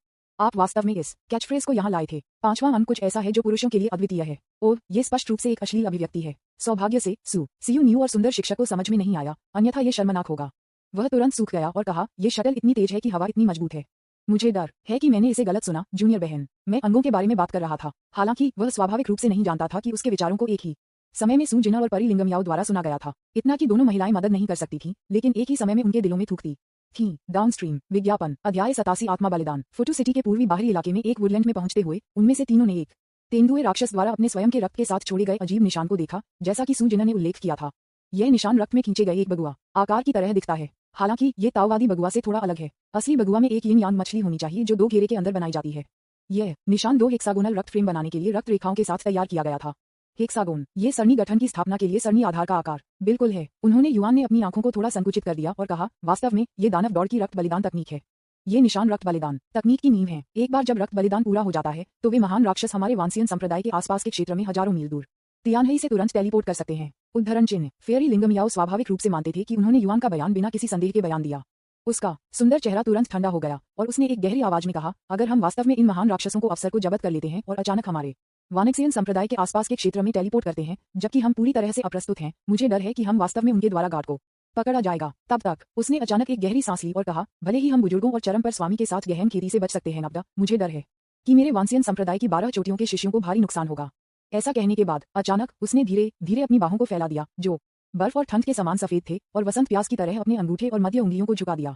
फिर उसने उन्हें जमीन पर खून से लक्षित किया और हवा के 2 मजबूत झोंके को बाहर भेज दिया। कश कश 2 आध्यात्मिक ऊर्जाएं मूर्त तलवारों में बदल गईं, जिन्होंने मिट्टी को जमीन पर आधा पैर की ऊंचाई तक उठा लिया। लेकिन जमीन के शांत होने के बाद फेयरी लिंगम याओ ने अप्रत्याशित रूप से पता लगाया कि हालांकि जमीन पर तेंदुए राक्षस के खून को उसकी की हुई तलवार से दूर कर दिया गया था, रक्त रेखाओं द्वारा उल्लिखित 2 हेक्सागोनल रक्त फ्रेम अभी भी जगह में हैं। अगले क्षण एक अजीब सा नजर अचानक असंख्य अमर संप्रदाय की सबसे खूबसूरत महिला के चेहरे पर दिखाई दी। उसकी फीनिक्स आंखें एक बार इतनी उज्ज्वल और चमकती हुई थोड़ी संकुचित हो गईं। उसकी आवाज एक अवर्णनीय ठंडक से भरी हुई थी, जैसा कि उसने कहा, मुझे एहसास नहीं था कि यह निशान वास्तव में एक आत्मा बलिदान के अधीन था। इसे हटाने के लिए सामान्य तरीकों को मुश्किल होना चाहिए। उद्धरण चिन्ह, फेयरी लिंगम याओ द्वारा उल्लिखित आत्मा बलिदान इस तथ्य को संदर्भित करता है कि बलिदान के प्रभाव को बढ़ाने के लिए बलिदान न केवल अपने जीवन और रक्त का बलिदान करता है बल्कि अपनी आत्मा को एक बलिदान के रूप में भी उपयोग करता है। उन्होंने युआन ने तलवार अमर के मूल उपन्यास में आत्मा बलिदान की इस पद्धति को भी देखा था। जैसा कि मुझे याद है, जब उपन्यास अपने दूसरे चरमोत्कर्ष पर पहुंच गया तो एक दृश्य था जहां अनगिनत राक्षसों ने अपनी आत्माओं का बलिदान किया और एक सील वाले प्राचीन दानव राजा को बुलाया। विज्ञापन सही। उन्होंने युआन के अनुसार, जिन्होंने पूरे उपन्यास तलवार अमर को पढ़ा है, आत्मा बलिदान की इस पद्धति का उपयोग केवल एक बार बड़े पैमाने पर दानव दौड़ द्वारा किया गया है। कोई अन्य कारण नहीं है। यह इसलिए है क्योंकि आत्मा बलिदान की विधि बहुत क्रूर है, यहाँ तक कि अगर यह एक लंबी दूरी के टेलीपोर्टेशन सरणी को खोलने के रूप में छोटा है तो इसके लिए बड़ी संख्या में जीवित आत्माओं के बलिदान की आवश्यकता होती है। मूल उपन्यास की तरह सील को तोड़ने का उल्लेख नहीं है। उस मामले में जिन आत्माओं की बलि देने की आवश्यकता है उन्हें संभवतः अरबों में गिना जाएगा। पूरे तियान्युआन महाद्वीप को देखते हुए एकमात्र दौड़ जो जीवित प्राणियों के इतने बड़े आधार को बर्दाश्त कर सकती है वह मानव जाति और दानव दौड़ है। चूंकि मनुष्यों ने एक सभ्यता का गठन किया है, इसलिए किसी ने इतने बड़े पैमाने पर मानव जीवन की कटाई करने की हिम्मत नहीं की है। दानव की दौड़ अलग है। आकाश के विशाल समुद्र में अनगिनत छोटे राक्षस हैं जो अभी तक प्रबुद्ध नहीं हुए हैं, इसलिए बड़ी संख्या में इन छोटे राक्षसों को इकट्ठा करना और मारना बहुत आसान है। उन्होंने युआन ने अपनी नाक की नोक को छुआ और हेक्सागोनल ब्लड एरे बेस पर ऊपर और नीचे देखा। उन्होंने कहा, मास्टर, चूंकि यह सरणी आधार है, ये सरणी के ढांचे से बच नहीं सकता है। इस निशान से निपटने के लिए सरणी को तोड़ने की विधि का उपयोग करने की कोशिश क्यों न करें? जैसा कि कहा जाता है, एक शब्द एक सपने देखने वाले को जगा सकता है। फेयरी लिंगम याओ अपनी पूर्व धारणाओं के कारण यह मानते थे कि चूंकि जमीन पर निशान तेंदुए के राक्षस के रक्त से बनता था, तब तक जब तक वह रक्त को साफ करने के लिए क्रूर बल का उपयोग करता था, रक्त बलिदान स्वाभाविक रूप से भंग हो जाता था। हालांकि उन्होंने कभी नहीं सोचा था कि रक्त बलिदान के निशान को वास्तव में आत्मा बलिदान तकनीक के साथ मिलाया गया था। इसलिए ब्रूट फोर्स ने थोड़ी देर के लिए काम नहीं किया। उन्होंने युआन तलवार अमर के मूल उपन्यास को पढ़ने के बाद पहले सीखा था कि इस आत्मा के बलिदान को कैसे क्रैक किया जाए, इसलिए वह एक वाक्य में महत्वपूर्ण बिंदु को इंगित करने में सक्षम था। फेयरी लिंगम याओ इतना स्मार्ट था कि लगभग उस समय जब उसने युआन ने उसे जगाया, उसने तुरंत हेक्सागोनल एरे बेस पर अपना ध्यान केंद्रित किया। उसके नाजुक हाथ फूलों के माध्यम से उड़ने वाली तितलियों की तरह थे, लगातार टैप करते हुए, खींचते, फुलाकर और रक्त सरणी के आधार पर हुकींद। लगभग आधा कप चाय बीत गई। उसने आसानी से फटा और इस हेक्सागोनल रक्त गठन के आधार को हटा दिया। इसके बाद फूटू सिटी के दक्षिणी और उत्तरी उपनगरों में 2 गठन आधार हैं। फेयरी लिंगम याओ ने उसी विधि का उपयोग करके इसे नष्ट कर दिया। हालांकि ये केवल फूटू सिटी के आसपास के उपनगरीय क्षेत्र हैं। फिर फुतू सिटी से लगभग 5 मील की दूरी पर मुजियांग नदी के किनारे, जो वांसियन संप्रदाय को घेरता था, उन्होंने इन रक्त को और अधिक पाया। गठन आधार। विज्ञापन, उनमें से अधिकांश मछली, कछुए, सांप, मेढक और मुजियांग नदी में रहने वाले अन्य प्राणियों से बलिदान थे, जो कल्पना कर सकते थे कि ये साधारण जलीय प्राणी जो मूल रूप से नदी में रहते थे, उन्हें उन महान राक्षसों द्वारा दूर से नियंत्रित किया जा सकता है, जो राक्षसों की लंबी दूरी के टेलीपोर्टेशन के लिए आधार के रूप में सेवा करने के लिए अपने जीवन और आत्माओं का बलिदान करते हैं। इस संबंध में वह युआन मदद नहीं कर सकता था, लेकिन उसके दिल में गहराई से आहें भर सकता था। वास्तव में केवल दानव कबीले प्राचीन दानव राजा की मुहर को तोड़ने के लिए अरबों जीवन का बलिदान कर सकते हैं। फेयरी लिंगम याओ के लिए एक पूरा दिन लगा अंत में गठन के आधार को नष्ट करने के लिए कि छोटे राक्षसों ने अपने मांस, रक्त और आत्माओं के साथ बलिदान किया था। तब युआन के निर्देशों के बाद उसने इनमें से कुछ सरणी ठिकानों का चयन किया और उन्हें वानक्सियन संप्रदाय के पहाड़ के पीछे निषिद्ध क्षेत्र में रखा। एक ही समय पर पीछे के पहाड़ में निषिद्ध क्षेत्र भी विदेशी काश्तकारियों और अन्य संप्रदायों के लिए खुला है, जिसमें वह वांशिंग की विशेष अनुमति है। लेकिन इस प्रविष्टि के लिए आवश्यकताएं हैं। इसका मतलब है कि आपकी खेती फाउंडेशन बिल्डिंग या उससे ऊपर के 9वें स्तर पर होनी चाहिए। तब केवल एक रात में वांसियन संप्रदाय के पीछे के पहाड़ में निषिद्ध क्षेत्र में अचानक 9वें स्तर के नींव निर्माण के मास्टर्स थे। उनमें जिदान मंच में दर्जनों शक्तिशाली लोग भी हैं। आखिरकार लोग लालची हैं, ये जानने के बाद कि एक प्राचीन महान शक्ति का एक अवशेष वानक्सियन संप्रदाय के पीछे के पहाड़ में निषिद्ध क्षेत्र में दिखाई दिया हो सकता है। ये शक्तिशाली लोग जिनके अपने दायरे कई वर्षों तक एक अड़चन तक पहुंच गए थे, स्वाभाविक रूप से मदद नहीं कर सकते थे, लेकिन ये पता लगाना चाहते हैं। उन्हें बहुत कम पता था। ये शक्तिशाली योद्धा जो फाउंडेशन बिल्डिंग या यहाँ तक कि गोल्डन एलिक्सिर स्टेज के 9वें चरण में थे, वे सभी को युआन द्वारा वांसियन संप्रदाय के ठग बनने में धोखा दिया गया था।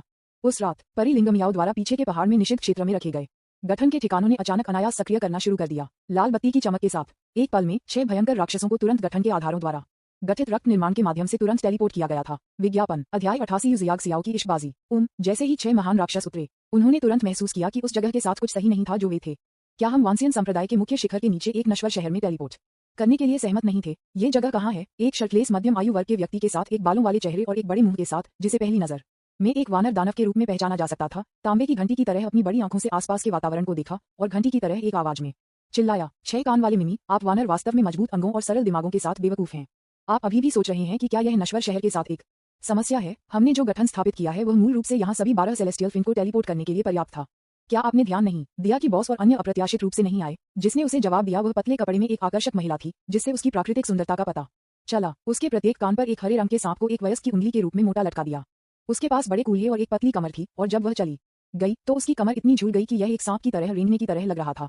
आशा के अनुसार अगले क्षण वानर दानव, जिसे करामाती महिला ने लियूएर एमाई मील कहा, वह गुस्से में घबरा गया और कहा, किंग जी, अगर आप मुझे फिर से मूर्ख कहने की हिम्मत करते हैं तो मैं अपनी प्रतिष्ठा की अवहेलना करूंगा और आपको एक द्वंद्व युद्ध की चुनौती दूंगा। हम्फ, आप एक सांप राजकुमारी से ज्यादा कुछ नहीं हैं जिन्होंने अपना शरीर बेचकर मेरा एहसान अर्जित किया।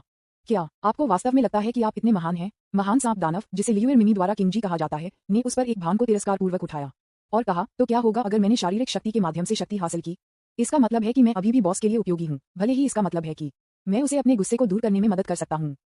लियूएर इमाई इतना गुस्सा था कि वह चिल्लाया, किंग जी, आप भी तारांकंच, मैं आपके साथ द्वंद्व युद्ध करना चाहता हूँ। सुमिदागुची, इस समय दाढ़ी वाले मध्यम आयु वर्ग के व्यक्ति जो अपने परिवेश पर ध्यान दे रहे थे, वे मदद नहीं कर सकते थे, लेकिन उन दोनों पर चिल्लाओ, आप दो कृपया शांत रहें।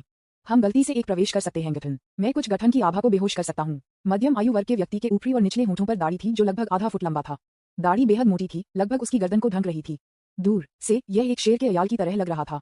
जैसे ही दाढ़ी वाले मध्यम आयु वर्ग के व्यक्ति ने बोलना समाप्त कर दिया, सैकड़ों मानव भिक्षु अचानक पहाड़ की धारा से आगे बढ़े। जैसे ही दोनों पक्ष मिले, वे दोनों एक पल के लिए चेतना खो गए। लेकिन तुरंत विपरीत दिशा में किसी ने जोर से चिल्लाया, मैं सोच रहा था कि मैंने 10,000 अमर संप्रदाय के पीछे निषिद्ध क्षेत्र की खोज क्यों की और प्राचीन अवशेषों का कोई निशान नहीं मिला। ये पता चला है कि ये राक्षस पहले वहां पहुंचे थे। भाइयों, उनमें से केवल 6 हैं। चलो एक साथ चलते हैं और उन अवसरों को वापस छीनते हैं। विज्ञापन वास्तव में मनुष्य और राक्षस शत्रु शपथ लेते हैं। यहाँ तक कि अगर यह व्यक्ति ऐसा नहीं चिल्लाता है तो हर कोई निश्चित रूप से 6 बड़े राक्षसों को आसानी से जाने नहीं देगा। यह सही है। ये सैकड़ों काश्तकार स्वतंत्र कल्टीवेटर थे जिन्हें उन्होंने वांगशिंग को पीछे के पहाड़ में निषिद्ध क्षेत्र में छोड़ दिया था। साथ ही अन्य संप्रदायों के स्वामी जो कि फाउंडेशन बिल्डिंग या उससे ऊपर के 9वें स्तर पर थे। निषिद्ध क्षेत्र में प्रवेश करने के बाद उन्होंने लगभग पूरे क्षेत्र की खोज की, लेकिन वे अभी भी प्राचीन शक्तिशाली होने के अफवाहों के अवशेषों को नहीं पा सकते थे। बस जब वे हार मानने वाले थे और यह चुनने के लिए चुनते थे कि वह वांगशिंग ने उन्हें बताया था कि पीछे के पहाड़ में निषिद्ध क्षेत्र के खंडहर सिर्फ एक अफवाह थे, तो उन्होंने अप्रत्याशित रूप से 6 बड़े राक्षसों की खोज की। हर कोई पहले से ही गुस्से में था क्योंकि वे खंडहर नहीं पा सकते थे, इसलिए 6 महान राक्षस जो अपने दरवाजे पर आए थे, वे स्वाभाविक रूप से उनके गुस्से का लक्ष्य बन गए। इसके अलावा कुछ लोगों को संदेह था कि वास्तव में वानक्सियन संप्रदाय के पीछे के पहाड़ में निषिद्ध क्षेत्र में खंडहर हो सकता है, लेकिन वे विपरीत दिशा में 6 महान राक्षसों द्वारा छीन लिए गए थे। विभिन्न कारणों के कारण इन सैकड़ों मानव कल्टीवेटर्स और मास्टर्स ने तुरंत 6 महान राक्षसों को घेरने के लिए चुना। पीछे के पहाड़ के निषिद्ध क्षेत्र के बाहर वांसियन संप्रदाय के नेता वांगशिंग ने अपनी पीठ के पीछे अपने हाथ थे। उसका चेहरा, जो सभी के साथ शांत हो गया था, आखिरकार एक लहर दिखाई दी जब उसने निषिद्ध क्षेत्र से आने वाली ऊर्जा की आवाजों को सुना। अंदर एक लड़ाई चल रही है, उसने धीरे से कहा। इस समय केवल वे ही जो उसके साथ पीछे के पहाड़ में निषिद्ध क्षेत्र में रहे थे, परी लिंगम याओ, किनशॉन, सू बिन और अन्य बुजुर्ग और 12 चोटियों के स्वामी थे। वानक्सियन संप्रदाय के सभी आंतरिक शिष्य वर्तमान में वांसियन संप्रदाय के मुख्य हॉल में हैं। यह वह संप्रदाय के इन शिष्यों के लिए वांगशिंग की सुरक्षा है। वांसियन संप्रदाय का मुख्य हॉल पर्वत संरक्षण गठन के संरक्षण में है। जब तक वह वांगशिंग और अन्य संप्रदाय नेताओं और बुजुर्गों सभी मर जाते हैं, उनकी आध्यात्मिक शक्ति आशीर्वाद के साथ ये पहाड़ी सुरक्षा गठन उन्हें हमेशा के लिए रक्षा कर सकता है। मुख्य हॉल के अंदर विज्ञापन हजारों आंतरिक शिष्य एक साथ इकट्ठा हुए और लगभग सभी पीछे के पहाड़ में निषिद्ध क्षेत्र की दिशा में घबराए हुए दिखे। सौभाग्य से मुख्य हॉल में जगह काफी बड़ी है, इसलिए भले ही हजारों लोग एक ही समय में हॉल में हों, ये भीड़ नहीं लगेगी। इन आंतरिक शिष्यों को 12 उपचोटियों के अनुसार 12 शिविरों में विभाजित किया गया था। वह युआन और यूनही पीक की महिला शिष्य अब मुख्य हॉल के दाहिने छोर पर हैं, जो दीवार के करीब है। बेशक उनमें से यू जियाक्सियाओ थे, जिन्हें पहले से पीछे के पहाड़ में निषिद्ध क्षेत्र से जारी किया गया था। इस समय यू जियाक्सियाओ, चाहे जानबूझकर या अनजाने में, युआन के पीछे निचोड़ा गया, और जबकि सभी का ध्यान पीछे के पहाड़ में निषिद्ध क्षेत्र पर केंद्रित था, उसने साहसपूर्वक अपने दाहिने हाथ को बाहर निकाल दिया और युआन के बाएं हाथ को पकड़ लिया, यहाँ तक कि उसने अपनी हथेली को अपनी सूचकांक और मध्य उंगलियों से भी खरोंच दिया। Seeing that Yuan was unmoved, she simply leaned forward a few inches, almost pressing the protruding peaks of her chest against Yuan's back, and whispered in his ear, "You've taken advantage of us and are planning to deny it, right?" When we were practicing dual cultivation that day, I'm sure you could have sensed that this मेरी पहली बार था। जैसे कि you जियाक्सियाओ के मुंह से गर्म खुशबू ने उसके कानों को खुजली कर दी, वह युआन अवचेतन रूप से आगे झुक गया। ये देखकर यू शाओशाओ फिर से दुखी हो गया। उसे उम्मीद नहीं थी कि उसकी यह आकर्षक सुंदरता आगे बढ़ने की पहल करेगी और वह युआन वास्तव में चकमा देने की हिम्मत करेगा। उसके सुंदर चेहरे पर शर्म और क्रोध का एक निशान दिखाई दिया। वह तुरंत फिर से आगे झुक गई। जब उसकी उभरी हुई छाती को निचोड़ा गया और वह युआन की पीठ से विकृत हो गया, तो उसने ठंड से फुसफुसाया, वह यदि आप इस बार फिर से छिपाने की हिम्मत करते हैं तो मैं जोर से वांसियन संप्रदाय के सभी शिष्यों के सामने ये घोषणा करूंगा कि आप, वह युआन और मैं वास्तव में पति और पत्नी हैं। वास्तव में उसे इस तरह से धमकी दी गई। वह युआन ने वास्तव में उससे बचने की हिम्मत नहीं की। असहाय रूप से अपने सिर को पीछे हटाते हुए उन्होंने युआन ने अपनी आवाज कम कर दी और कहा, मिस यू, वास्तव में आप क्या चाहते हैं? आपको पता होना चाहिए कि मेरे पिता वांसियन संप्रदाय के नेता हैं। मेरे लिए आपसे शादी करना बिल्कुल असंभव है। यू जियाक्सियाओ ने सिकुड़ लिया, जिससे उनकी छाती और पीठ के बीच एक भावुक घर्षण हो गया। उसने कहा, ये युवा महिला आत्मा जागरूक है। हालांकि मैं आपका ताओवादी साथी नहीं हो सकता, मेरे पास एक ऐसी शर्त है जिससे आपको सहमत होना चाहिए। दोनों को क्या पता नहीं था, उन दोनों से दूर नहीं, सुजिना, जो हॉल में एक सफेद जेड स्तंभ के बगल में खड़े थे, ने दोनों के बीच सभी छोटे आंदोलनों को देखा। विज्ञापन अध्याय 89 लिंग मियाओ का मुझ पर क्रश है। ईमानदार होने के लिए सुजिना ने पहली बार में यह नोटिस नहीं किया, क्योंकि वांसियन संप्रदाय की सभी 12 चोटियों से आंतरिक शिष्य मुख्य हॉल में एकत्र हुए। इस समय पीछे के पहाड़ में निषिद्ध क्षेत्र पर सभी का ध्यान केंद्रित किया गया था।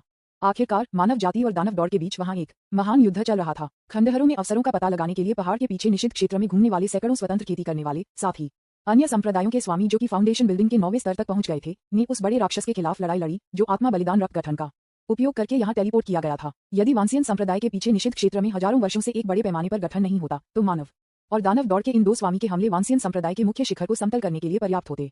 इसलिए वानक्सियन संप्रदाय के शिष्यों के रूप में हर कोई इस युद्ध के परिणाम के बारे में स्वाभाविक रूप से बहुत चिंतित है। लेकिन क्या संयोग है, सुजिना की स्थिति बिल्कुल युआन और यू जियाक्सियाओ के सबसे करीब थी। इसलिए स्वाभाविक रूप से कुछ खतरे यू जियाक्सियाओ ने फुसफुसाते हुए कहा कि वह युआन उसके कानों तक पहुंच गया। इसलिए जब उसने अपना सिर उत्सुकता से घुमाया तो उसने अवचेतन रूप से उन दोनों को देखा। बस एक नजर और उसने इस गंदे आदमी और महिला के भद्दे और वानर दृश्य को देखा और एक दूसरे के खिलाफ दबाए गए पीठ के साथ। वास्तव में यू शाओशाओ ने सुजिना को उसे फुसफुसाते हुए सुना कि वह युआन इस महिला द्वारा पूरी तरह से जानबूझकर था। इसका कारण सरल था, वह सिर्फ सुजिना के मुंह का उपयोग करना चाहती थी कि वह अपने संबंधों को बाहरी लोगों के लिए प्रचारित करे। आप उल्लेख नहीं कर रहे हैं। यू शाओशाओ ने वास्तव में संदेश देने के लिए व्यक्ति को चुनने में सही विकल्प बनाया था। वह पल युआन और यू जियाक्सियाओ के बीच अस्पष्ट छोटे कार्यों को देखने के बाद सुजिना ने किसी कारण से बेवजह असहज महसूस किया। उसकी बड़ी गहना जैसी आंखें आग थूकने की तरह उनकी पीठ और एब्डोमेन के बीच कसकर बंद अंतर पर गौर से घूरते थे। वह मदद नहीं कर सकती थी, लेकिन गुप्त रूप से यू जियाक्सियाओ को उसके दिल में विघटित और सस्ता के रूप में शाप दे सकती थी। लेकिन साथ ही उसे ये स्वीकार करना पड़ा कि दूसरे पक्ष की संपत्ति वास्तव में काफी प्रभावशाली थी। हालांकि वह मदद नहीं कर सकती थी, लेकिन तुरंत उसके दिल में थूक दी। विज्ञापन। उसने गुस्से में सोचा, सुजिना, क्या तुम पागल हो? आप इस महिला के आंकड़े की प्रशंसा क्यों कर रहे हैं? तुरंत अगले क्षण जब उसे पता चला कि यू जियाक्सियाओ ने न केवल आगे बढ़ना बंद कर दिया, बल्कि यहाँ तक कि युआन की कमर के चारों ओर अपनी बाहें डाल दी, तो वह अचानक उग्र हो गई। उसने अपनी मुट्ठी जकड़ ली और उन दोनों पर चिल्लाया, ये पर्याप्त है। आप दो। बूम। ये रोना मूल रूप से शांत मुख्य हॉल में तुरंत फैल गया और फिर सभी की आंखें तीनों की दिशा में डाली गईं। लोग तब यू जियाक्सियाओ ने शांति से युआन की पीठ को छोड़ दिया और उसी समय उसके कान के पीछे उसके माथे से बालों का एक स्ट्रैंड उठाने के लिए पहुंच गया। एक अस्पष्ट खेल खेलते हुए पकड़े जाने की कोई शर्मिंदगी नहीं थी। इसके लिए वह युआन को महिला की मोटी त्वचा की प्रशंसा करनी थी। उदाहरण के लिए उसे इस समय मैं चाहता हूं कि मुझे क्रॉल करने के लिए जमीन में एक छेद मिल सके। आखिरकार हर कोई अभी वांसियन संप्रदाय के जीवन और मृत्यु पर ध्यान दे रहा है। वानक्सियन संप्रदाय के नेता के इकलौते बेटे के रूप में उनके पास वास्तव में अन्य महिलाओं के साथ गले लगाने और फ्लर्ट करने के लिए अवकाश का समय है। वह वास्तव में एक असली प्लेबॉय है। वह युआन 2 बार सूख गया, उसकी नाक की नोक को छू गया और वानक्सियन संप्रदाय के अपने साथी शिष्यों को थोड़ा अजीब लुक के साथ देखा। मेरी पीठ थोड़ी खुजली है, लेकिन मैं इसे अपने हाथों से नहीं पहुंच सकता, इसलिए मैंने मिस जियो से मदद मांगी। मुख्य हॉल में गड़बड़ी पैदा करने से उसकी सुंदर उपस्थिति को रोकने के लिए यू जियाक्सियाओ ने लिंगवान पर्वत से हर्बलिस्ट के रूप में कपड़े पहने। इसलिए उसने युआन को उसे मिस जियो कहा। तारांकन के तुम युआन के लंगड़े की व्याख्या को सुनने के बाद अन्य लोगों ने इसके बारे में कुछ भी नहीं सोचा था, लेकिन उसके बगल में सुजिनार मदद नहीं कर सकते थे, लेकिन उसके दिल में उस पर थूक दिया। वह मदद नहीं कर सकती थी, लेकिन गुप्त रूप से शिकायत करती है। वह वैंकू, आप एक अच्छा बहाना खोजने के बारे में भी नहीं सोचते हैं। आपकी पीठ खुजली है, क्या आपको खुजली को दूर करने के लिए अपनी छाती को रगड़ने के लिए इस आदमी की आवश्यकता है? फक करना। ये स्पष्ट रूप से आप दो हैं, एक जोड़ी विघटित पुरुषों और महिलाओं, सार्वजनिक रूप से इस तरह की अनैतिक और गंदी चीजें कर रहे हैं, और आप ये भी बहाना बनाते हैं कि आप उस महिला को अपनी खुजली से राहत दें। कितना बेशर्म। सुजिन र ने तिरस्कार के साथ अंदर की ओर म्यूट किया। निश्चित रूप से जूनियर सिस्टर सुजैना के अलावा मुख्य हॉल में एक और व्यक्ति था जो इस समय वह और यू के भावों और कार्यों में बदलावों पर अधिक ध्यान दे रहा था। विज्ञापन। वह सीनियर सिस्टर जू मियाजिन है। हालांकि क्योंकि उसका युआन के साथ एक शारीरिक संबंध था, वह स्वाभाविक रूप से युआन के साथ स्वाभाविक रूप से सुजिना के रूप में व्यवहार नहीं कर सकती थी, इसलिए इस समय वह सिर्फ गुप्त रूप से उन दोनों को देख रही थी। वह स्वाभाविक रूप से युआन द्वारा दिए गए बहाने पर विश्वास नहीं करती थी। हालांकि वर्तमान में वह यह नहीं बता सकती थी कि वह युआन और यू जियाक्सियाओ के बीच का संबंध कितनी दूर तक आगे बढ़ा था, लेकिन एक महिला के छठे अर्थ के साथ उसने स्पष्ट रूप से महसूस किया कि दोनों के बीच निश्चित रूप से कुछ गड़बड़ थी।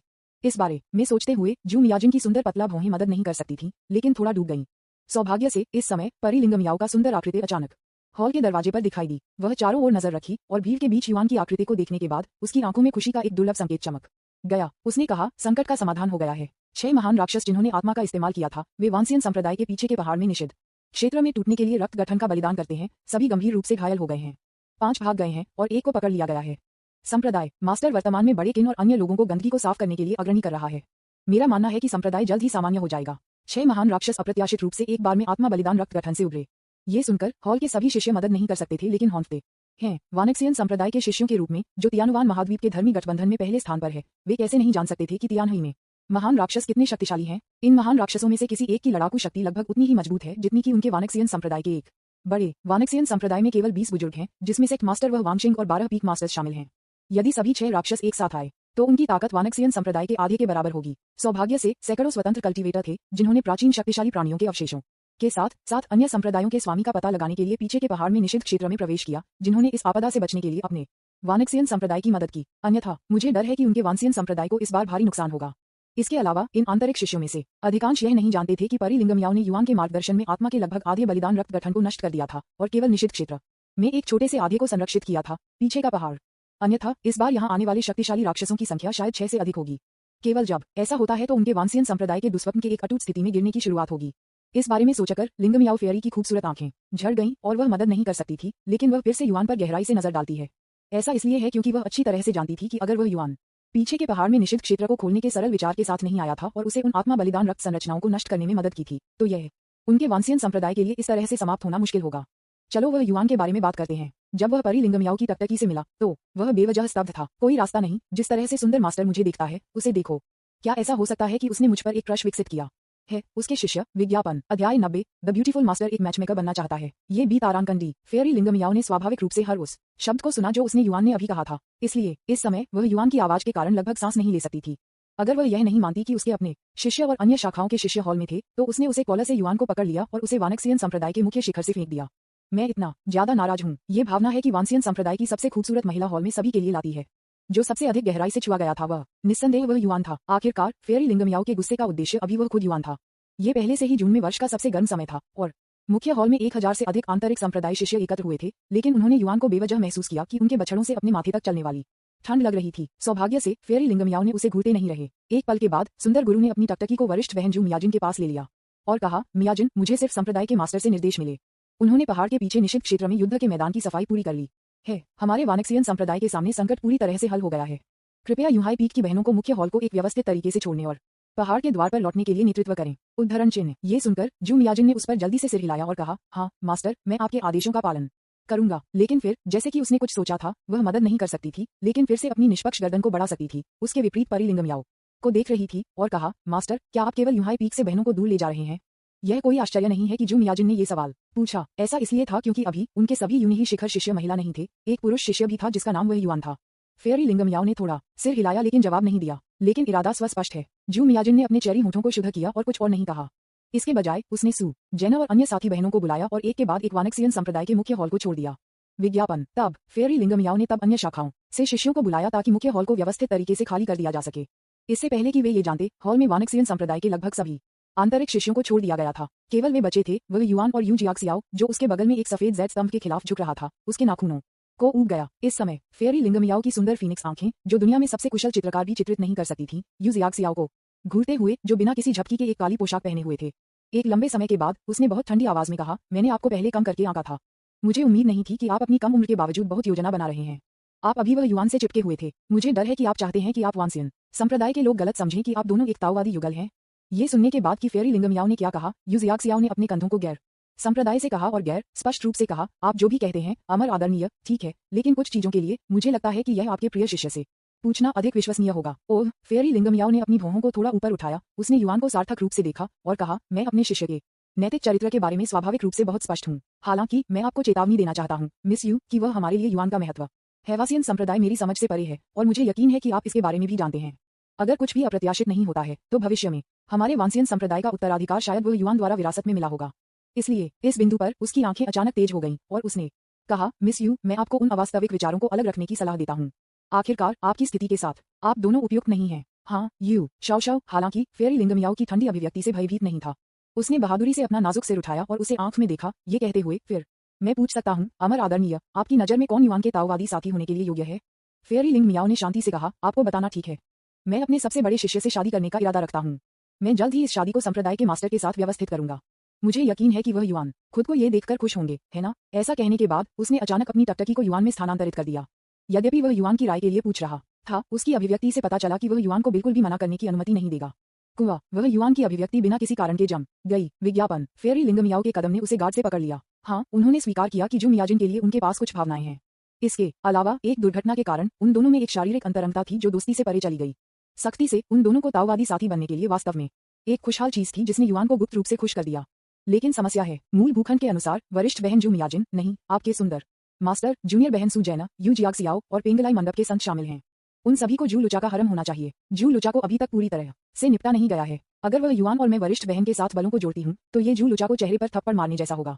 क्या ये जू लुचा को उत्तेजित करने और उसे पूरी तरह से बुराई करने का कारण होगा? आखिरकार वह युवान के भीतर एक सुनहरी उंगली छिपी हुई है। अगर वह पूरी तरह से बुराई को बदल देता है और यह अनुमति देता है कि वान टू पुरुषों की सजा एल्डर गुल यूफॉन को अपने शरीर को संभालने और दुनिया पर कहर बरपाने की अनुमति है, तो आप और मैं, मेरे सुंदर गुरु, दोनों इसके लिए दोषी होंगे। अगर मैं अपनी वरिष्ठ बहन से शादी करना चाहता हूँ तो मैं तब तक बेहतर इंतजार करूंगा जब तक कि मैं उस जू लुचा को पूरी तरह से वश में नहीं करता। लेकिन मुझे अपने सुंदर मास्टर के साथ इस मामले को कैसे लाना चाहिए? उन्होंने कहा कि युवान ने ऐसा सोचा और अवचेतन रूप से उनके विपरीत परी लिंगम याओ पर नजर डाली। लेकिन अप्रत्याशित रूप से इस समय फेयरी लिंगम याओ ने भी उसे देखा। उनकी आंखें मिली। उस समय वह इस खूबसूरत गुरु की नजर में एक अलग भावना पड़ता था। तुरंत फेयरी लिंगम याओ ने अपनी भौहों को थोड़ा ऊपर उठाया, उसकी नाजुक निष्पक्ष ठुड्डी को मारते हुए, और उसे फुसफुसाया, देखो कि तुम कितने डरे हुए हो। आपको और मियाजिन के मामले को हल किया जाना चाहिए। चिंता न करें, मैंने केवल अपने पिता के साथ इस शादी की व्यवस्था की है और यह केवल इस संप्रदाय के लोगों के लिए जाना जाता है। शादी की विशिष्ट तारीख के लिए आप दोनों बाद में इस पर चर्चा कर सकते हैं। ये बहुत अच्छा लगता है। उन्होंने युवान को जल्दी से लिंगम याओ परी में दिखाया, ये दिखाने के लिए कि वह समझ गया था। लेकिन इस समय यू जियाक्सियाओ का ध्यान हमेशा उन दोनों पर था, इसलिए उसने स्वाभाविक रूप से उनके बीच सभी छोटे आंदोलनों को देखा। उसके होंठों के कोनों ने अचानक थोड़ा घुमाया और उसने अपने मूल सुंदर चेहरे को प्रकट करते हुए उसके चेहरे पर भेस को फाड़ दिया। उसने लिंगम याओ फेयरी को उत्तेजक रूप से देखा और कहा, मुझे डर है कि अमर आदरणीय अभी तक पता नहीं है। वास्तव में ये लड़की पहले से ही वह युवान है। ये सुनकर फेयरी लिंगम याओ के छात्र अचानक सिकुड़ गए और वह युवान को अपनी फीनिक्स आंखों से भयंकर रूप से देखकर कहती थी, क्या उसने सच कहा? विज्ञापन, अध्याय 91, दोहरी खेती। यह उन्होंने युवान ने अपनी नाक की नोक को थोड़ा शर्मनाक रूप से छुआ, शुष्क रूप से खांसी की, अपना गला साफ किया और कहा, मास्टर, ये शिष्य समझा सकता है। हालांकि फेयरी लिंगम याओ ने उसे एक ठंडा रूप दिया और उसे बाधित करते हुए कहा, ठीक है, आपको समझाने की जरूरत नहीं है। मुझे पहले से ही सब कुछ पता है। बस मुझे बताएं कि आप अपने और मिस यू के बीच के रिश्ते को संभालने की योजना कैसे बनाते हैं। हालांकि उसके सामने सुंदर शिक्षक ने उसे अपने सुंदर चेहरे पर नहीं दिखाया, लेकिन वह युवान को महसूस कर सकती थी कि वह उसके साथ निराश थी। नहीं, लिंगम याओ, आप मूर्खतापूर्ण महिला, आप हमेशा से रहे हैं बुद्धिमान और पुण्य। आपने महत्वपूर्ण क्षण में इतने मूर्खतापूर्ण तरीके से काम क्यों किया? क्या आप नहीं देख सकते कि यू शाओ आपको जानबूझकर उकसा रहा है? यू जियाक्सियाओ सुंदर हो सकता है, लेकिन उसकी योजना इतनी गहरी है कि उसके खिलाफ रक्षा करना मुश्किल है। मेरे जैसे एक साधारण दिमाग और निर्दोष शिष्य मेरे जैसे चालाक और विश्वासघाती महिला के लिए एक मैच हो सकते हैं। वह दिन वास्तव में एक दुर्घटना थी। मेरा शिष्य उसके जाल में गिर गया और वह मेरे सुंदर, ईमानदार और दयालु शिष्य के साथ सोने में सफल रही। सुंदर गुरु, आपको इस महिला की अस्थिरता के कारण अपनी रचना नहीं खोनी चाहिए। वह युवान उत्सुकता से अपने दिल में खुद का बचाव कर रहा था, लेकिन उसने असहाय रूप से कहा, मास्टर, अहम मिस यू और मेरे पास एक समझौता है। जब तक मैं एक शर्त से सहमत हूँ, वह मेरे साथ एक ताओवादी जोड़े बनने के बारे में चिंता नहीं करेगी। आइए फेयरी लिंगम याओ के बारे में बात करते हैं। वह युवान के विचार स्वाभाविक रूप से एक शब्द को याद किए बिना उसके कानों तक पहुंच गए। जब वानक्सियन संप्रदाय की सबसे खूबसूरत महिला ने सुना कि उसने युवान ने दावा किया कि वह एक साधारण दिमाग के साथ एक शुद्ध और निर्दोष युवक था, तो वह लगभग मदद नहीं कर सकती थी, लेकिन जोर से उस पर हंस रही थी। वह असाधारण, ईमानदार और सरल भी है। कितना बेशर्म। हाँ, मैं मानता हूँ कि आप, वह युवान, एक सुंदर और धूप की उपस्थिति है, लेकिन क्या शब्द ईमानदार और सरल शब्द आपके साथ कुछ भी करने के लिए है? सच कहूँ तो मैंने नशीले पदार्थों को देखा है, लेकिन मैं लगभग 100 साल से रहा हूँ और मैंने कभी भी आपके जैसे एक नशीले व्यक्ति को नहीं देखा है। वह युवान जो एक शहर की दीवार से अधिक मोटा है। इस बारे में सोचते हुए फेयरी लिंगम याओ ने उसे अभिव्यक्ति से देखा और शांति से कहा, ओह, वास्तव में आप दोनों अपने बीच तय कर सकते हैं। मैं किसी भी और सवाल पूछने के लिए बहुत आलसी हूँ। वैसे भी मैंने आपको पहले ही मियाजिन से अपनी शादी के बारे में बताया है, इसलिए आपको तैयार होना चाहिए। विज्ञापन, ऐसा कहने के बाद यूनही पीठ के नेता ने उसकी पतली कमर को घुमाया और उसकी हरी स्कर्ट हवा में बह गई और उसके 3000 काले बाल उसके पूरी तरह से घुमावदार नितंबों के झरने की तरह गिर गए। हरे रंग की रिबन उसके पतले कमर के चारों ओर बंधी हुई एक योगिनी की तरह कुछ समय हल्के से बहती है। जल्द ही वह अपने कमल के पैरों को उठाते हुए देखती थी और 10,000 अमर संप्रदाय के मुख्य हॉल के गेट से बाहर निकलती थी। जैसे ही उसके कमल के पैर चले गए, उसका सही शरीर उसकी हरी स्कर्ट में लपेटा और घुमाया और मुड़ गया। उस क्षण में इस खूबसूरत मास्टर का सुंदर और आकर्षक व्यक्ति दुनिया के सबसे कठिन दिल वाले व्यक्ति को उसके साथ प्यार में पड़ने के लिए पर्याप्त था। आपका सुंदर शिक्षक पहले से ही एक लंबा रास्ता तय कर चुका है। क्या आप अभी भी देख रहे हैं? अचानक बिना किसी चेतावनी के उन्होंने युआन ने अपने कानों में यू जियाक्सियाओ की चिढ़ाने वाली आवाज सुनी। वह युआन अचानक अपने होश में आ गया, उसके बगल में घबरा गया और कहा, बकवास मत करो, यह मेरा गुरु है। ये सुनकर यू शाओशाओ ने उसके कंधों को हिलाया, उसकी अभिव्यक्ति चंचल। वह एक अच्छा गुरु है, लेकिन वह एक दुर्लभ सुंदरता भी है, विशेष रूप से इस तरह से एक ठंडा और अलग व्यक्तित्व के साथ। एक बार जब आप उसे पूरी तरह से जीत लेते हैं, तो क्या यह आप सभी को अविश्वसनीय रूप से गर्व महसूस नहीं कर सकता है? वह युआन यू शाओशाओ के आक्रामक शब्दों का सामना करते हुए उन्हें नहीं पता था कि क्या कहना है। वह केवल उसके दिल में उसके बारे में शिकायत कर सकता है, ये कहते हुए, आप कैसे हिम्मत करते हैं यू जियाक्सियाओ, मुझे चिढ़ाने के लिए मेरे सुंदर गुरु का उपयोग करें। ऐसा लगता है कि मैंने आपको पिछली बार निषिद्ध क्षेत्र में पिछली बार दिया था। जब तक कि मौका आता है, मैं आपको एक सबक सिखाता हूँ। हालांकि यू शाओशाओ के बाद उन्होंने युआन के विचारों को सुना, उन्होंने कोई नाराजगी नहीं दिखाई। इसके बजाय उसकी खूबसूरत आंखें तुरंत जल गईं और उम्मीद का एक संकेत उसके सुंदर चेहरे पर दिखाई दिया। अगले ही क्षण उसने जानबूझकर अपनी छाती को बाहर निकाल दिया, जितना संभव हो उतना व्यूनेशन फिगर को दिखाते हुए, जितना संभव हो उतना युआन। उसने कहा, मैंने आपसे पूछा, वह युआन, एक शर्त से सहमत होने के लिए। तभी मैं आपके आधिकारिक ताववादी साथी की स्थिति के लिए अन्य महिलाओं के साथ प्रतिस्पर्धा नहीं करूंगा। फेलो डोइस्ट वह, आपको ये याद रखना चाहिए, है ना? उद्धरण चिन्ह। वह युआन एक नौसिखिया नहीं था, जिसने कभी महिलाओं का अनुभव नहीं किया था। अनगिनत महिलाओं को देखने के मूल मालिक के अनुभव के साथ और अपने पिछले जीवन में कुछ बार और नाइट क्लबों में भी रहे, वह स्वाभाविक रूप से महिलाओं के कुछ छोटे विचारों से काफी परिचित थे। विज्ञापन अभी बस यू शाओशाओ को देखकर जानबूझकर उसे अपना वक्रता और सही आंकड़ा दिखा रहा है, वह अनुमान लगा सकता है इस महिला को खुद को खुश करने के लिए अपनी पूरी कोशिश करनी चाहिए। इस कारण से वह थोड़ा अनुमान लगा सकता है। आखिरकार यू जियाक्सियाओ के माता पिता और रिश्तेदारों ने सभी का निधन हो गया, जिससे वह अकेला और असहाय हो गया। स्वाभाविक रूप से वह उसकी रक्षा के लिए एक शक्तिशाली बैकअप खोजना चाहती है, और अब वह युआन वह चाहता है जिसे वह महत्व देता है। उन्होंने तब पूछा, मिस यू की शर्तें क्या हैं? युआन के शब्दों को सुनने के बाद यू जियाक्सियाओ की सुंदर आंखें चली गईं और वह बिना पलक झपकते हुए उसे देखकर देखती गई। मेरा अनुरोध बहुत सरल है। एक बार जब वह युआन के साथ आपकी शादी बसा हो जाती है, तो मैं आपसे एक कॉन्सुबाइन का शीर्षक मांगूंगा जो दोनों खेती कर सकता है। डबल खेती की उपपत्नी। वास्तव में वे ऐसे उपसहार हैं जो आम लोग अपनी पत्नियों के बाद शादी करते हैं, लेकिन वे सभी के बाद भिक्षु हैं। इसलिए जिस तरह से वे अपनी पत्नियों और उपपत्तियों को संबोधित करते हैं, वह आम लोगों से थोड़ा अलग है। पत्नी एक रूढ़िवादी दोहरी खेती भागीदार है, एक कॉन्सुबिन एक दोहरी खेती की उपपत्नी है। यू जियाक्सियाओ जैसी सुंदरता, जो फाउंडेशन बिल्डिंग के दूसरे चरण के एक मास्टर भी हैं, उन्हें अपने रूढ़िवादी दोहरी खेती के साथी के रूप में उत्सुक होंगे यदि यह युआन के अलावा कोई अन्य युवा प्रतिभा थी। हालांकि इस समय वह अपनी स्थिति को कम करने के लिए तैयार थी और बस वह युआन के बगल में एक उपपत्नी हो जो अपने रिश्ते के लिए प्रतिस्पर्धा या लड़ नहीं करता था। यदि वह युआन इस अनुरोध से सहमत नहीं है, तो यह निस्संदेह लड़की के चेहरे को जमीन पर रगड़ने जैसा होगा। उसने अपनी नाक की नोक को छुआ और कहा, अगर मैं इससे इनकार करता हूं, तो मिस यू शायद मुझे अपने कबीले के ताइवू तलवार के कब्र पर नहीं ले जाएगी, है ना? यू जियाक्सियाओ ने चुपचाप कहा, यदि आप इस विनम्र प्रस्ताव को भी अस्वीकार करते हैं, तो ये साबित करता है कि मैं आपके और युआन के लिए पूरी तरह से महत्वहीन अजनबी हूँ। अगर ऐसा है, तो मैं अभी भी बेशर्मी से असंख्य अमर संप्रदाय में क्यों रह रहा हूँ? विज्ञापन अध्याय 92 विवाह व्यवस्था। ये सच है, वह युआन मदद नहीं कर सकता था, लेकिन गहराई से आहें भरता है और कहा, ठीक है, मैं इस स्थिति से सहमत हूँ। पफ युआन के सकारात्मक जवाब को प्राप्त करने के बाद यू जियाक्सियाओ ने तुरंत मुस्कुरा दिया और कहा, अपनी अभिव्यक्ति को देखो, मेरे जैसे सौंदर्य के पक्षधर होने से मैं कैसे अपमानित हो सकता हूँ? कुआ। उन्होंने युआन ने अपनी नाक की नोक को असहाय रूप से छुआ, खुद को सोचते हुए कहा, वह सुंदर है, लेकिन आप इतनी गहरी दिमाग वाली महिला हैं। इसके अलावा आप यू बटियन की मरणोपरांत बेटी हैं, जो तलवार के संप्रदाय के अंतिम नेता हैं। यह निस्संदेह आपके बगल में एक लैंडमाइन को दफनाने की तरह है, लेकिन मूल भूखंड के अनुसार आपके द्वारा उस ग्रीन टीवी तारांकन सीएच सुजियांग का अनुसरण करने के बाद वह आपके यिन शरीर को ले गया और एक समय के लिए आपको कोल्ड पैलेस में गायब कर दिया गया और अंततः अवसाद से मर गया, जिसके बारे में बोलते हुए आपको एक दयनीय महिला माना जा सकता है। चलो हम फिर से चलते हैं। ये सुनने के बाद कि वह युआन के हार्दिक शब्दों को फिर से हार्दिक यू जियाक्सियाओ मदद नहीं कर सकता है, लेकिन थोड़ा उत्साहित महसूस करता है। हालांकि वह नहीं जानती थी कि वह युआन के विचारों पर क्यों सक्षम थी, लेकिन वह स्पष्ट रूप से जानती थी कि चूंकि वह युआन अपनी भविष्य की स्थिति की भविष्यवाणी कर सकती है, अगर वह युआन का पालन करने के लिए चुना, तो वह निस्संदेह खतरे से बचने और सौभाग्य की तलाश में सक्षम होगी और पूरी तरह से मृत्यु की आपदा से बच जाएगी, जैसा कि उसने सोचा था। उसने जारी रखा, इसके अलावा वह युआन, आप तलवार के संप्रदाय के सबसे कीमती खजाने को कम कर रहे हैं। भले ही अमर कातिल तलवार को 5 टुकड़ों में तोड़ दिया गया है और अपनी आत्मा को खो दिया है, यह अभी भी एक अमर हथियार है। इसलिए मेरी मदद के बिना भले ही आप अंत में इसे प्राप्त कर लें, मुझे डर है कि इसे खत्म करना मुश्किल होगा। ऐसा इसलिए नहीं है क्योंकि यू शाओशाओ जानबूझकर अतिरंजित है। अमर कलाकृतियों जैसे खजाने जो आध्यात्मिक बुद्धिमत्ता को जन्म दे सकते हैं, वे वास्तव में अपने मालिकों को चुनने में बहुत सख्त हैं। इसके अलावा अमर स्लेटिंग तलवार एक बार तलवार संप्रदाय का खजाना था। शायद इसने वास्तव में यू जियाक्सियाओ को विशेष उपचार दिया, जिनके पास तलवार संप्रदाय के नेता का खून था। अब जबकि चीजें इस पर आ गई हैं, तो वह युआन को कैसे मना कर सकता है? उन्होंने पूरी तरह से कहा, मिस यू, मुझे छोड़ने के लिए धन्यवाद नहीं। चूंकि आपने मुझे पहचाना और मुझे चुना है, वह युआन, तब वह युआन स्वाभाविक रूप से आपको नहीं छोड़ेगा। तलवार अमर के मूल उपन्यास में यू जियाक्सियाओ की पहचान के संपर्क में आने वाली चेन रिएक्शन वानक्सियन संप्रदाय की तबाही थी। यह अंततः संप्रदाय के आधे से अधिक शिष्यों को मार दिया गया या घायल हो गया, और एल्डर्स काउंसिल को भी नुकसान हुआ, काफी झटका। और अब उनके प्रयासों के माध्यम से वानसियन संप्रदाय की आपदा सैकड़ों स्वतंत्र खेती करने वालों द्वारा टाल दी गई थी, जिन्होंने पीछे के पहाड़ में निषिद्ध क्षेत्र में प्रवेश किया और अन्य संप्रदायों के स्वामी जो फाउंडेशन बिल्डिंग के 9वें स्तर से ऊपर थे, यानी विज्ञापन यू शाओशाओ की पहचान संकट समाप्त हो गया है। इसलिए उसे वानक्सियन संप्रदाय में रखने से वानक्सियन संप्रदाय के लिए बहुत अधिक आपदा नहीं होनी चाहिए। यही कारण है कि वह युआन आसानी से यू जियाक्सियाओ की दोहरी खेती के लिए सहमत हो गया। एक ही समय पर 10,000 अमर संप्रदाय प्रतियोगिता के लिए समय आ रहा है और पेंगलाई परिद्वीप पर आयोजित होने वाले अमर मार्शल आर्ट सम्मेलन भी आ रहा है। जैसा कि उन्हें उम्मीद थी, जू जिंग, जिन्होंने वानसियन संप्रदाय को धोखा दिया था, निश्चित रूप से उस दिन वहां होगा। और उस ग्रीन टीवी तारांकन सीएच में 10,000 जहर संप्रदाय के सजा हॉल की बड़ी आत्मा की एक समझदारी की सुनहरी उंगली है, और वह तलवार अमर के मूल उपन्यास में नियत नायक भी है। यह अज्ञात है कि वह तब तक कितना बढ़ेगा, इसलिए सभी आत्माओं का शरीर बनाना एक जरूरी मामला है। अमर स्लेयरिंग तलवार को पुनः प्राप्त करने के लिए ताइवू तलवार के मकबरे में जाने की योजना को जल्द से जल्द एजेंडा पर रखा जाना चाहिए।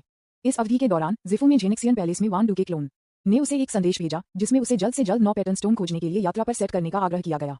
इस दिन फेयरी लिंगम याओ के लिए पर्याप्त ड्रैगन हड्डियों और एम्बरग्रिस को छोड़ने के बाद अमृत को परिष्कृत करने के लिए सामग्री के रूप में उन्होंने युआन ने यू जियाक्सियाओ को लिया और वानसियन संप्रदाय छोड़ दिया। ये यू शाओशाओ का अपना अनुरोध था कि वह युआन के साथ जाए। वास्तव में वह युआन अपने दिल में जानता था कि यह महिला गुप्त रूप से यह सुनने के बाद ईर्ष्या करती थी कि वह और जू मियाजुन शादी में लगे हुए थे और उन दोनों ने अपनी शादी के बाद कुछ समय के लिए युआन को पेट करना चाहते थे। यह सही है। इससे पहले कि वह युआन ने इस लंबी यात्रा पर छोड़ दिया, फेयरी लिंगम याओ और वह वांगशिंग एक समझौते पर पहुंचे और उन्होंने युआन और जू मियाओजिन के बीच शादी की व्यवस्था की। वह युआन को नहीं पता था कि उसके सुंदर गुरु ने वरिष्ठ बहन को कैसे राजी किया। किसी भी मामले में जू मियाजिन ने दोनों के बीच शादी के लिए सहमति व्यक्त की। जैसा कि उन्होंने वांगशिंग के लिए अपनी राय में, यह उनके अशिक्षित और असंतुष्ट बेटे के लिए एक महान आशीर्वाद था, जो जू मियाजिन जैसी महिला से शादी करने के लिए, जो 10,000 अमर संप्रदायों में सबसे सुंदर और प्रतिभाशाली था। वह एक पल के लिए संकोच नहीं करता था और बड़ी संतुष्टि से सहमत था। फूटू सिटी के बाहर विज्ञापन। उन्होंने युआन, एक नायक के रूप में कपड़े पहने, एक काली सदी हुई तलवार को ले जाते हुए, एक क्लोक और एक टोपी पहने हुए पूर्वी उपनगरों में पहाड़ों में टहल रहे थे। उसे थोड़ा असत्य लगा। क्या आपकी शादी तय हो गई है और उसकी मंगेतर एक आश्चर्यजनक रूप से सुंदर महिला है? अगर इस तरह की बात उसके पिछले जीवन में हुई तो वह शायद इसके बारे में सोचने की हिम्मत नहीं करेगा, है ना? आउच। इस समय यू जियाक्सियाओ, जो युआन के पीछा कर रहा था और हर्बलिस्ट जियो यू र के रूप में कपड़े पहने, मदद नहीं कर सका, लेकिन एक अजीब रोने दिया। उसके चेहरे पर थोड़ा असंतुष्ट नजर के साथ उसने कहा, मी। वह अपनी सुंदर और प्यारी सीनियर सिस्टर के साथ एक ताओवादी जोड़ी बनाने में सक्षम होने के नाते कुछ ऐसा होना चाहिए जो आपने हमेशा सपना देखा था, है ना? मैंने अपने चेहरे पर उस मुस्कान को पहले कभी नहीं सुना है। वहाँ है। उन्होंने युआन ने अपनी नाक की नोक को छुआ और जल्दी से अपने विचारों को इकट्ठा किया। हम पहले से ही उपनगरों में हैं, कोई भी हमें नहीं देख रहा है, हम अब अपनी तलवारें उड़ा सकते हैं। मिस यू, आप रास्ते का नेतृत्व करते हैं, चलो ताइवू तलवार की कब्र पर जल्दी करो। हे, ये सुनकर यू शाओशाओ मदद नहीं कर सकता था, लेकिन 2 बार स्नेर और कहा, मैंने सोचा था कि श्री वह इस सुखद घटना से इतने अभिभूत थे कि आप पहाड़ के नीचे हमारी यात्रा के उद्देश्य को भूल गए हैं। हालांकि वह व्यंग्यात्मक शब्द कह रही थी, यू जियाक्सियाओ के हाथ भी निष्क्रिय नहीं थे। उसने अपनी पतली कमर के चारों ओर लपेटी नर्म तलवार निकाली, कुछ भड़काने का जप किया और हवा में उड़ गया। उन्होंने युआन ने अपने सिर को असहाय रूप से हिलाया और कड़वा मुस्कुराते हुए यू जियाक्सियाओ के व्यंग्य को अनदेखा करते हुए उसके प्रति कड़वाहट से मुस्कुराया। उसने अपनी पीठ से काले रंग की लंबी तलवार भी निकाली, एक हाथ का इशारा किया और उसे हवा में ले जाने के लिए तलवार को नियंत्रित किया।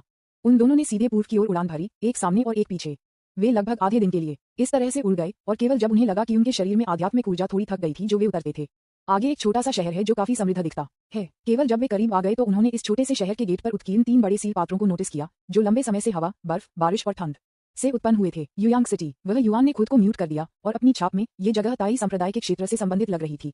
ताई संप्रदाय वानसियन संप्रदाय से सटे हैं और बहुत बड़ा नहीं है। संप्रदाय में लगभग 100 शिष्य हैं। बेशक, क्योंकि यह वानसियन संप्रदाय से सटे हुए हैं, सभी अच्छी खेती के अंकुरों को वानक्सियन संप्रदाय द्वारा छीन लिया गया है।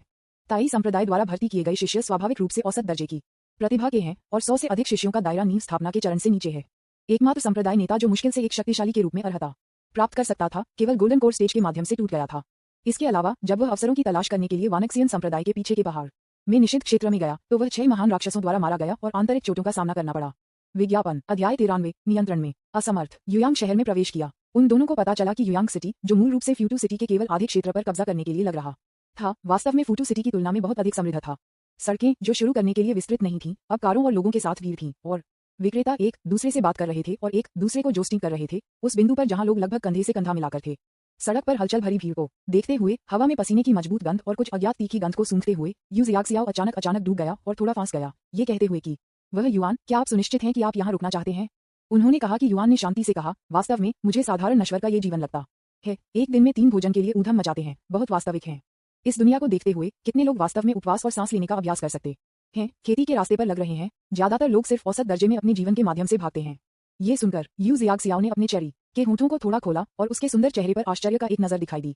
उसने कभी नहीं सोचा था कि इस तरह के शब्द वह युआन के मुंह से बाहर आ सकते हैं, जो कि संप्रदाय नेता के इकलौते बेटे और दूसरी पीढ़ी के अमर हैं।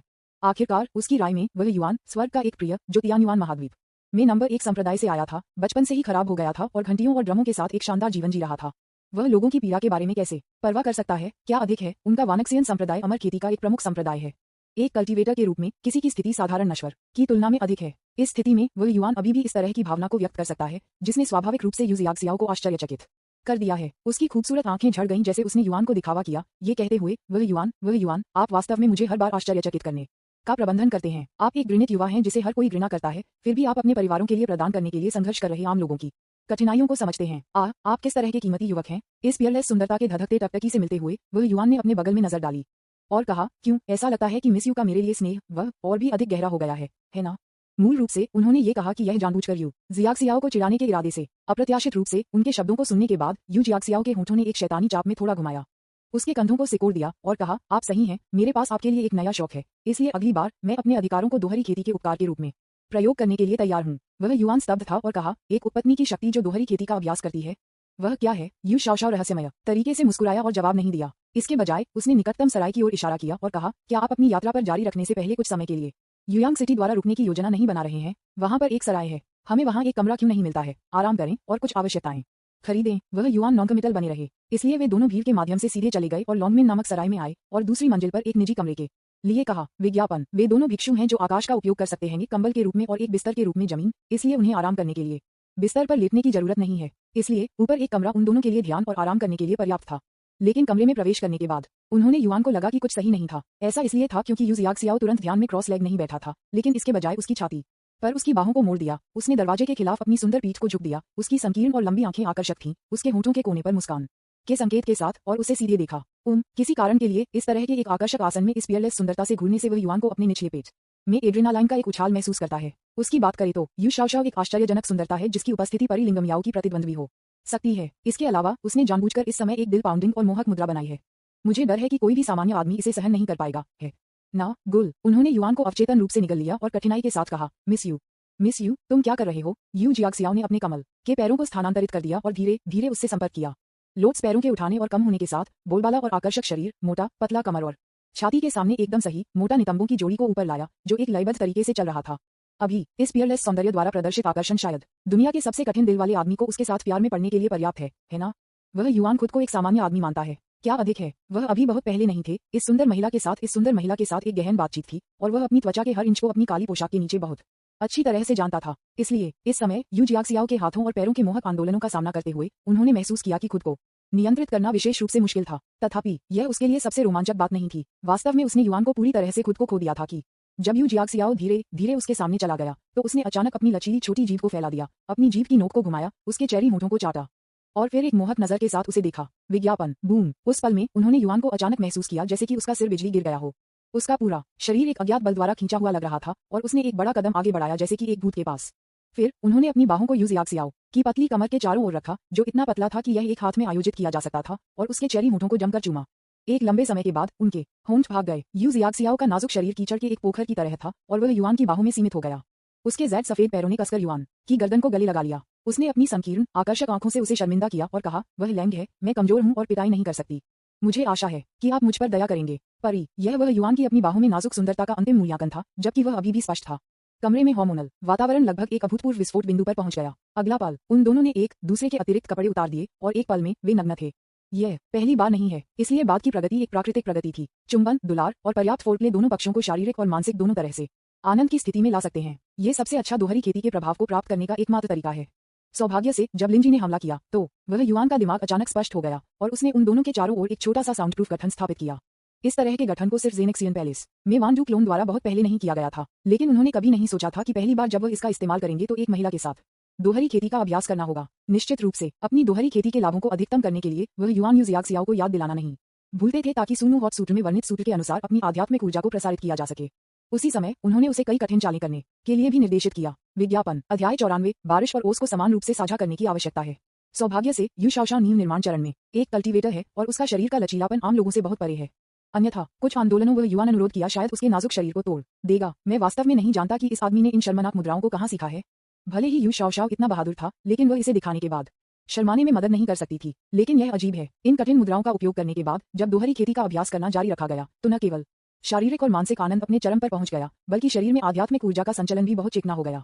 ये ठीक इस वजह से था कि यू जियाक्सियाओ बिस्तर पर लेट गया, जिससे वह और युवान उसके चिकनी शरीर के साथ खेलते थे। मुझे नहीं पता कि इसमें कितना समय लगा, शायद 1 घंटे या शायद 2 घंटे। जब बाहर आकाश धीरे धीरे अंधेरा हो गया तो दोनों ने आखिरकार इस भयंकर लड़ाई को समाप्त कर दिया। हो, इस समय वह युआन अचानक आश्चर्य में रोया। उन्होंने अपनी हथेली को उठाया, अपने डेंटियन क्यूई सागर में आध्यात्मिक ऊर्जा महसूस करते हुए, जो आकार में लगभग दोगुना हो गया था, और आश्चर्य की आवाज में कहा, मुझे लगता है कि एक सफलता बनाई। हाँ, इस दोहरी खेती ने वास्तव में उन्हें फाउंडेशन बिल्डिंग के दूसरे चरण तक पहुंचने की अनुमति दी। हाँ, यू जियाक्सियाओ का दिल चला गया और उसने अचानक अपनी सारी ऊर्जा जारी कर दी। उस समय उसने जो शक्तिशाली बल प्रदर्शित किया था वह पहले की तरह लगभग दोगुना से अधिक था। उन्होंने युआन को अचानक महसूस किया, ऐसा लगता है कि आपने भी एक सफलता बनाई है। यू जियाक्सियाओ ने सिर हिलाया, उस पर गहराई से नजर डाली और कहा, पिछली बार अपने वांसियन संप्रदाय के पीछे निषिद्ध क्षेत्र में जब हमने अपनी खेती को संयुक्त किया था, जियाक्सियाओ ने महसूस किया कि उसका दायरा कमजोर होने के लक्षण दिखा रहा था। मैंने कभी नहीं सोचा था कि इस बार मैं सीधे नींव निर्माण के तीसरे चरण के माध्यम से टूट जाऊंगा। उद्धरण चिन्ह, ऐसा लगता है विज्ञापन। जैसा कि वह बोलती है, उसकी सुंदर आंखें टिमटिमाती हैं और वह अपने अभी भी नग्न मांसपेशियों की छाती पर आगे पीछे है। अब से यदि आप और मैं अपने संबंधित खेती में सुधार करना चाहते हैं तो हमें एक साथ अभ्यास करने की आवश्यकता है। वह युआन, उन्हें गंभीरता से संदेह था कि वह एक महिला गुंडागर्दी से मिले थे जो मांग कर रही थी। ये सिर्फ इतना है कि जू लोचा मूल भूखंड में इस तरह के एक बदमाश है। वह जानबूझकर आपके करीब हो गया, यू शिक्सी। एक कारण के लिए वह आपकी सुंदरता से लुभाया गया था और दूसरे कारण से वह आपकी तलवार संप्रदाय की अमर स्लेहिम तलवार चाहता था। तो जब वह आपका शरीर मिला तो उसने शायद ही कभी आपको स्नेह दिखाया, उस बिंदु पर जहां मुझे आपको पता नहीं था, यू शिक्सी। ऐसा जंगली पक्ष था। अहम, इस तरह की एक असंतुष्ट महिला, मुझे डर है कि जल्दी या बाद में मैं आपके द्वारा सूखा होगा। यह नहीं करेगा। मुझे अभी भी अपने वैधतावादी साथी वरिष्ठ बहन जू मियाजिन के लिए अपनी कुछ बारिश और ओस को बचाना है। मैं ये सब कैसे डाल सकता हूँ? वह युआन को नहीं पता था कि उसके विचार यू जियाक्सियाओ ने उसके विपरीत थे। इस सुंदर महिला का सुंदर चेहरा अचानक अंधेरा हो गया, उसकी आंखें ठंडी हो गईं और उसके चेहरे पर नाराजगी का एक नजारा दिखाई दिया। इस आदमी ने उसे अंधेरे और गणना के रूप में वर्णित किया, चुपके से उसे एक शातिर सांप कहा। अब वह अभी भी उसके साथ है। उन दोनों ने सिर्फ एक अंतरंग संयुक्त खेती को समाप्त कर दिया है। किसने सोचा होगा कि दूसरी पार्टी अपनी वरिष्ठ बहन जू मियाजिन को कभी नहीं भूली है। हे, मेरे साथ दोहरी खेती का अभ्यास करते समय यू जियाक्सियाओ, आप अपने कोमल, प्यारे और समझदार वरिष्ठ बहन को सिंचाई करने के लिए बारिश और ओस में से कुछ को वापस रखने और बचाने की योजना बनाते हैं। और यदि आप अपनी वरिष्ठ बहन के साथ दोहरी खेती का अभ्यास करते हैं तो आपको अपनी सारी ताकत और कौशल का उपयोग करना होगा, है ना यार? हम्फ, उसने अंदर की ओर झपकी ली और कहा, जैसा कि अपेक्षित था, जो चीजें आपके होंठों पर लाई जाती हैं उन्हें कभी भी महत्व नहीं दिया जाता है। केवल वे लोग जो अपने आरक्षण को बनाए रखते हैं और उन्हें कभी नहीं मिलता है, वे सबसे लोकप्रिय नहीं हैं। चलो वह युआन के बारे में बात करते हैं। उस शिकायत के बाद उन्होंने अचानक महसूस किया कि उसके चारों ओर की हवा थोड़ी ठंडी हो गई है। जब उसने यू जियाक्सियाओ के सुंदर चेहरे को अचानक उदास देखा तो वह कारण पूछने वाला था। अचानक, ठीक तभी, अचानक एक शक्तिशाली और ठंडे चिल्लाहट ने खिड़की के बाहर शून्य से गूंजते हुए कहा, आप एक दानव हैं। आप तियानही में क्यों नहीं रहते और मेरे युयंग शहर में आते हैं? क्या आपको लगता है कि मेरा ताई संप्रदाय सिर्फ एक सजावट है? फक फक करना। फिर मफल थंडर जैसी एक और गुनगुना ध्वनि हवा में दूर नहीं सुनी गई। विज्ञापन, एक तेज, भेदी और अप्रिय आवाज पूरे युयंग शहर में गूंजती है।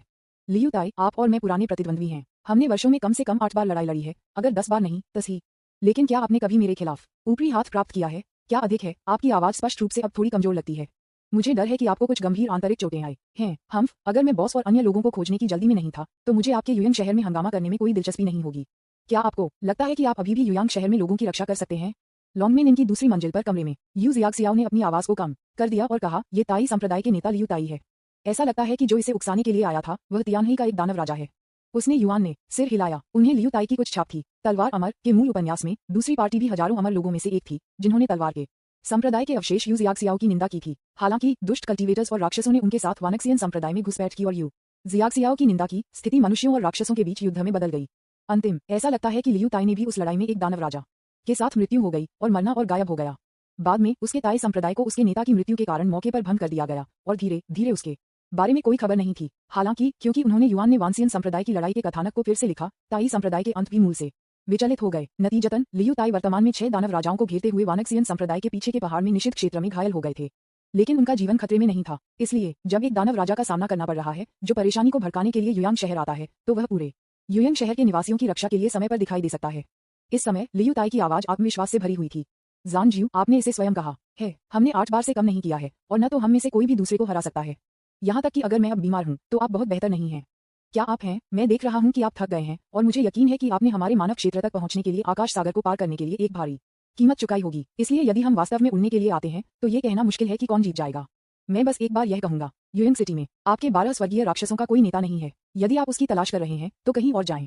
लियू ताई के बोलने के बाद दूसरी तरफ एक पल के लिए चुप्पी लग रही थी। फिर जांगजू ने अपने दांतों को कुतर दिया और कहा, हम इस बार हम 12 स्वर्गीय स्वर्ग हार मान लेते हैं। अगर यह उस शापित भी तारांकन दी के लिए नहीं होता जिसने आत्मा बलिदान को नष्ट कर दिया तो हम आपके मानव क्षेत्र में सुरक्षित रूप से टेलीपोर्ट हो सकते थे। इसने किसी ने न केवल आत्मा के बलिदान को नष्ट कर दिया बल्कि रक्त निर्माण की नींव को भी बाधित कर दिया। परिणामस्वरूप हम 12 खगोलीय फिन्स को टेलीपोर्टेशन प्रक्रिया के दौरान फैलने के लिए मजबूर किया गया और यहाँ तक कि स्थानिक अशांति का सामना करना पड़ा।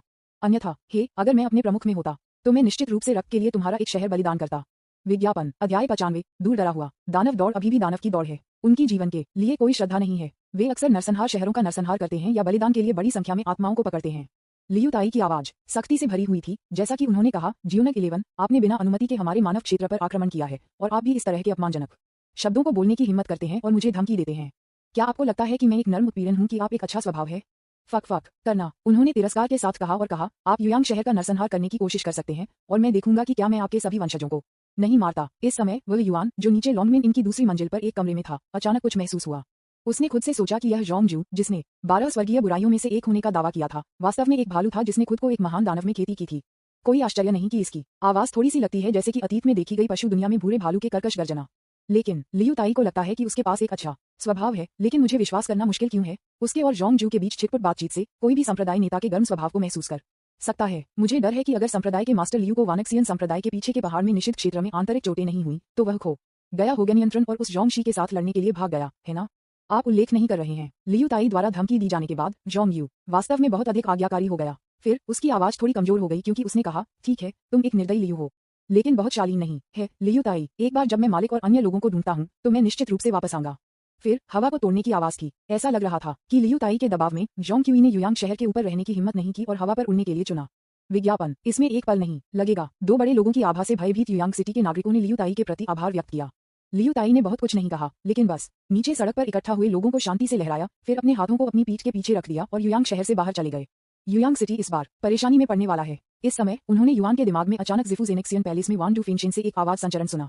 वह युआन चौंक गया और जल्दी से इसका कारण पूछा। वेंडू क्लोन ने एक गहरी आवाज में कहा, अभी मैंने युयांग शहर के आसपास के महान दानव जोंग शी के अलावा कम से कम 2 अन्य महान राक्षसों की उपस्थिति को महसूस किया। लियू ताई केवल एक व्यक्ति है और उसे अभी भी आंतरिक चोटें हैं जो ठीक नहीं हुई हैं। वह बस एक बार में 3 लड़ने के लिए पर्याप्त मजबूत नहीं है। उद्धरण चिन्ह, जब तक जोंग क्यूई 2 महान राक्षसों के साथ मिलता है और लियू ताई और उसे के बीच संघर्ष को बढ़ाता है। दानव जाति की स्वाभाविक रूप से क्रूर प्रकृति को देखते हुए 3 राक्षस निस्संदेह चारों ओर घूमेंगे और लियू ताई के साथ परेशानी की तलाश करेंगे।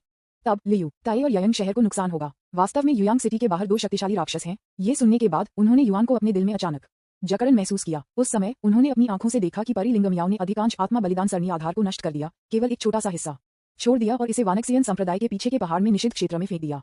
उन्होंने मूल रूप से सोचा था कि यह कदम केवल कुछ बड़े राक्षसों को टेलीपोर्ट करने और उनके द्वारा सेट किए गए जाल में गिरने की अनुमति देगा और फिर अन्य संप्रदायों के सैकड़ों स्वतंत्र कल्टीवेटिव और शक्तिशाली लोगों द्वारा घिरा और मार दिया जाएगा। जैसा कि यह निकला, उनकी रणनीति ने काम किया। 6 महान राक्षस जो गलती से आत्मा के माध्यम से गुजरते थे, रक्त निर्माण से गुजरते थे और पीछे के पहाड़ में निषिद्ध क्षेत्र में प्रवेश करते थे, वे घिरे होने के भाग्य से बच नहीं सकते थे और अंततः 5 की मौत हो गई और एक घायल हो गया। हालांकि उन्होंने कभी उम्मीद नहीं की थी कि अन्य 6 महान राक्षसों को वास्तव में रक्त निर्माण के माध्यम से टेलीपोर्ट किया जा सकता है। इसके आधार को नष्ट कर दिया गया था।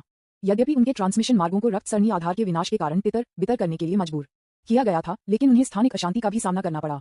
हालांकि यदि इनमें से कोई भी 12 कुख्यात राक्षस मानव क्षेत्र में टूट जाता है तो यह एक बहुत बड़ी आपदा होगी। यह उल्लेख करने के लिए नहीं कि उनमें से 3 युयांग शहर के आसपास बिखरे हुए हैं।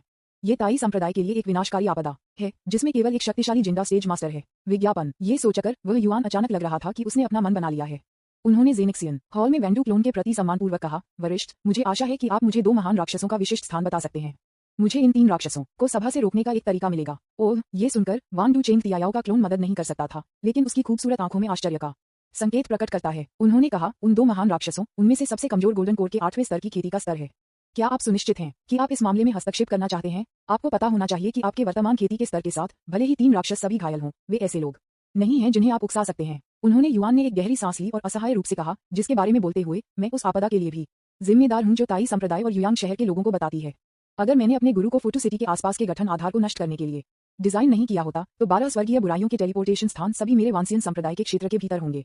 उद्धरण चिन्ह, आजकल उन्होंने कहा, मेरा वानसियन संप्रदाय इस आपदा से बच गया। मैं कैसे कर सकता हूँ? एक जूनियर असहाय रूप से देखता हूँ क्योंकि युयांग सिटी के लोग इस आपदा को भुगतते। हेमरी ओर से पाह पाह पाह। युआन के शब्दों को सुनने के बाद असंख्य जहर क्लोन ने लगातार 3 बार अपने हाथों को ताली बजाई। संतुष्टि का एक निशान उसके सुंदर चेहरे पर दिखाई दिया। इसने कहा, लड़का, मैं तुम्हारे बारे में सही था। आप निंदक दिख सकते हैं, लेकिन गहरी आपको दुनिया को बचाने की बहुत इच्छा है। जब तक आप इस निर्दोष दिल को बनाए रखते हैं, तब तक आपका भविष्य असीम होगा। वान डू क्लोन द्वारा प्रशंसा किए जाने के बावजूद उन्होंने युआन को बहुत खुशी नहीं दिखाई। इसके बजाय उसके चेहरे पर एक मुस्कुराहट दिखाई दी। उन्होंने कहा, वरिष्ठ, वास्तव में मेरे मूल इरादे के अनुसार मैं बस कम रहना चाहता था और धीरे धीरे विकसित करना चाहता था। तब तक प्रतीक्षा करें जब तक कि मैं मजबूत नहीं हो जाता और फिर धीरे धीरे बाहर खड़ा हो जाता लेकिन चीजें हमेशा नहीं होती हैं जैसा हम चाहते हैं। कुछ चीजें हैं जो हमें करना है, भले ही हम जानते हों कि वे असंभव हैं। क्या एक महान कदम है, आप जानते हैं कि यह असंभव है लेकिन फिर भी यह करते हैं। वेंडू क्लोन ने खुशी से कहा, मैं बहुत लंबे समय तक चुप रहा और मुझे लगता है कि मेरे अंक थोड़े कठोर और अपमानित हो रहे हैं। लड़का, जब से आप पागल हो रहे हैं, मैं इस बार आपके साथ पागल हो जाऊंगा। वान डू के क्लोन की मंजूरी के साथ वह युआन का आत्मविश्वास अचानक बढ़ गया। उस समय उन्होंने यू जियाक्सियाओ को थोड़ी देर के लिए लॉन्गमिन इनमें अकेले रहने के लिए एक बहाना पाया और फिर वह शहर से बाहर सड़क पर निकल गया। वेंडू क्लोन के मार्गदर्शन के बाद वह युआन पश्चिम की ओर बढ़ा और घाटी में उतरने से पहले लगभग आधे घंटे के लिए अपनी तलवार पर उड़ गया। यह वान डू के क्लोन द्वारा महसूस किए गए महान राक्षसों में से एक का छिपा हुआ स्थान है। अपनी तलवार को दूर करते हुए उसने युआन को घाटी के चारों ओर देखा। घाटी मियामर और प्राचीन पेड़ों से भरी हुई थी। वहां भी झरने की बेहोश ध्वनि थी। यह एक बड़ी पर्वत धारा होनी चाहिए। उन्होंने वेंडू क्लोन द्वारा अपने मुंह, कान और नाक को सील करने के लिए एक तरफ मियामा को अपने शरीर में प्रवेश करने से रोकने के लिए और दूसरी और अपनी सांस को बाहर निकालने से रोकने के लिए मंत्र का इस्तेमाल किया। फिर वह ध्यान से उस दिशा की ओर बढ़ गया जहां से झरने की आवाज आए थी। विज्ञापन अध्याय 96 सुंदर दानव। मियामा से भरे प्राचीन जंगल से लगभग 3 या 4 मील की दूरी पर चलने के बाद आगे की सड़क अचानक स्पष्ट हो गई। आशा के अनुसार यह एक विशाल झरना है जो लगभग 1000 फीट लंबा और लगभग 100 फीट ऊंचा है।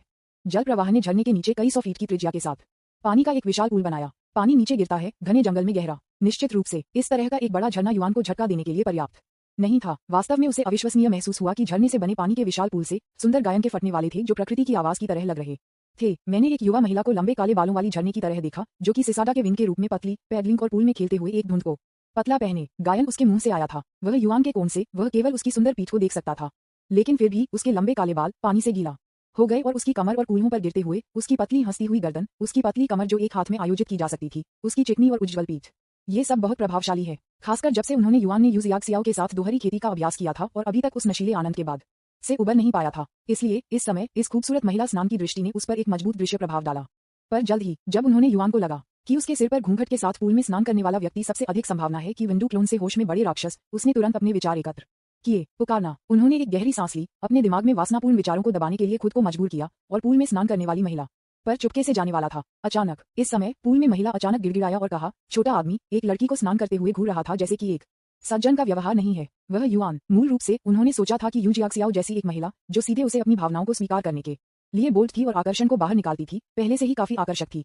हालांकि उन्होंने कभी उम्मीद नहीं की थी कि वह इस रहस्यमय महिला से मिलेंगे जो यूजियाक्सियाओ से भी अधिक करामी थी। परी शब्द शायद प्रकाश धुंध में स्नान में महिला का वर्णन करने के लिए पर्याप्त नहीं है। तालाब। विज्ञापन अहम। वह युआन ने 2 बार खांसी की, अपना गला साफ किया और कहा, मिस, हालांकि यह जगह काफी निजी है, आपके लिए इस खाली पूल में व्यापक दिन के उजाले में स्नान करना उचित नहीं है ना? ओह, ये सुनकर हल्की धुंध में महिला चकित हो गई, अचानक घूम गई और उसने युआन का सामना किया। उसके नाजुक माथे, सुंदर भौहें, फीनिक्स आंखें, जैड नाक, पतले गाल और हंस गर्दन के साथ इस महिला की उपस्थिति इतनी आश्चर्यजनक है कि यह पेंगलाई मंडप में लैम यू फेयरी की सुंदरता को प्रतिद्वंद्वी कर सकता है। शायद परी लिंगमियाओ और यूजियाक्सियाओ की तुलना में थोड़ा बेहतर है, खासकर जब से यह महिला एक हल्के घूंघट के साथ कवर की गई थी। उसके निष्पक्ष हथियार और पतले कॉलरबोन के साथ उजागर हुए, इसने उसके लिए थोड़ा सा आकर्षण जोड़ा। अभी इस महिला को आकर्षण निश्चित रूप से लॉन्गमेन इनमें लाया गया प्रलोभन यूजियाक्सियाओ से कम नहीं है। पुकारना। उन्होंने युआन ने एक गहरी सांस ली, अवचेतन रूप से अपने टकटकी को उसके बगल में पूल में स्थानांतरित कर दिया और कहा, मिस, मौसम ठंडा है, एक ठंड को पकड़ने से बचने के लिए आपको जल्दी से अपनी पोशाक पर रखना चाहिए। ये सुनकर हल्के धुंध में महिला ने उसके कंधों को हिलाया और धीरे धीरे पूल से खड़ी हो गई। उस समय स्नान से उभरने वाली आश्चर्यजनक सुंदरता दुनिया में सबसे कठिन दिल वाले व्यक्ति को भी स्थानांतरित करने के लिए पर्याप्त थी। उसने अपने कमल के पैरों के साथ हल्के से कदम रखा और उसका नाजुक शरीर पानी पर तैर रहा था। थोड़ी देर में वह तालाब के किनारे पर चली गई। तब उसने अपना सिर झुकाया और अपने लंबे काले बालों को गिरने दिया। फिर उसने अपने वसंत प्याज जैसे हाथों को फैलाया और अपने बालों की देखभाल करना शुरू कर दिया। उसी समय उन्होंने युआन को उससे देखा और कहा, छोटा आदमी, मुझे बताओ तुम्हारा नाम क्या है और तुम मुझे देखने के लिए क्यों आए? तू शन्या? क्या? जब उन्होंने युआन ने 3 शब्दों को तू शान हाँ सुना तो उनका पूरा शरीर हैरान था। मैं वास्तव में इस लोमड़ी दानव महिला राक्षसा का सामना कर रहा था। ओह, मैं बहुत उलझन में हूँ। क्या जैड राक्षसा 12 स्वर्गीय राक्षसों में से दूसरा यह मास्टर नहीं है? मैं लगभग भूल गया कि यह महिला जू लुचा के हरम की सदस्य भी है। मेरी धारणा यह है कि वह और जू लुचा उस अवधि के दौरान एक चौराहा था जब जू लुचा तियानही में परेशानी पैदा कर रहा था। अफसोस, इस बात की बात करते हुए डेमन कबीले में यू लोशा की स्थिति काफी अधिक है और उसकी उपस्थिति भी शीर्ष पर है। मैंने कभी नहीं सोचा था कि अंत में वह जू लुचा के हाथों में गिर जाएगी और गलती से अपना कौमार्य खो जाएगी। परिणामस्वरूप उसे अन्य महिलाओं के साथ एक आदमी को साझा करना पड़ा। तू शानिया की पतली भौहें अचानक भड़क गईं। क्या? आवाज। विज्ञापन। उसने अपनी खूबसूरत आंखें तय की और उसके विपरीत युआन पर सार्थक रूप से नजर डाली। वह मानती थी कि वह गलत नहीं थी। वह युआन के होंठ नहीं हिलती थी और ऐसा नहीं लगता था कि वह युआन उसे एक संदेश भेज रहा था। तो वह आवाज अभी थी। क्या यह इस आदमी के दिल से आने वाली आवाज हो सकती है? मैं वास्तव में इस बच्चे के विचारों पर विचार करने में सक्षम था। इसके अलावा वह जू लुचा कौन है? इस आदमी को इतना यकीन है कि मैं तू शान हाँ उसके हाथों में गिर जाएगा और अपना कौमार्य खो दूंगा। इस बारे में सोचते हुए तुशन्या ने अचानक अपने शरीर को सीधा कर दिया। उसने युआन को सार्थक रूप से देखा और उसकी पूरी आभा अचानक ठंडी हो गई। आखिरकार ये तूशान वाई गोल्डन कोर स्टेज में एक मानव की तुलना में एक महान दानव था। वह युआन मदद नहीं कर सकता था, लेकिन हौंकते हुए जब वह उसे ठंड से देखती थी। उन्होंने अपने दिल में वेंडू क्लोन को बुलाने की कोशिश की, लेकिन लंबे समय तक इंतजार करने के बाद दूसरी पार्टी से कोई प्रतिक्रिया नहीं हुई। वह युआन का माथा ठंडे पसीने में लगभग टूट गया। क्या चल रहा है? जब वह यहाँ आया तो क्या यह वरिष्ठ यह नहीं कहता कि वह उसके साथ पागल हो जाना चाहता था? महत्वपूर्ण क्षण में कैसे आया? उसने अचानक गायब होने का विकल्प चुना। चूंकि यह वान डू क्लोन अविश्वसनीय है, इसलिए ऐसा लगता है कि मुझे इस महान हत्या को खुश करने के लिए खुद पर भरोसा करना होगा। उस समय उसने अपनी नाक की नोक को छुआ और एक सूखी हंसी के साथ कहा, वह लड़का का उपनाम वह मिंग्युआन है और वह यहाँ से एक शिकारी है। वह गलती से इस पर्वत धारा में टूट गया और युवा महिला के स्नान को परेशान किया। मुझे उम्मीद है कि युवा महिला मुझे माफ कर देगी। ओह, युआन के शब्दों को सुनने के बाद तुशन्या ने रुचि के साथ उस पर नजर डाली और कहा, वह युआन? यह एक अच्छा नाम है, लेकिन आप सच नहीं बता रहे हैं बच्चा। क्या आप वास्तव में यहाँ एक शिकारी हैं? हालांकि ज़ैड राक्षसा को मुस्कुराते हुए उसके सुंदर चेहरे पर अभिव्यक्ति, वह युआन ने बिना किसी कारण के उससे एक अवर्णनीय ठंड महसूस की। इस समय वह युआन को भी एक अजीब लग रहा था कि वह तुशान हाँ के सामने नग्न था और उसके माध्यम से एक नजर में देखा गया था। वह युआन बाहर पहुंचा और अपने माथे से कोई भी पसीना पोंछा और एक सूखी हंसी के साथ कहा, मुझे नहीं लगता कि लड़की इस पड़ोस की निवासी है, इसलिए ये सामान्य है कि उसने मुझे पहले नहीं देखा है। लड़की, क्या आप पहले अपने कपड़े पहनना चाहते हैं?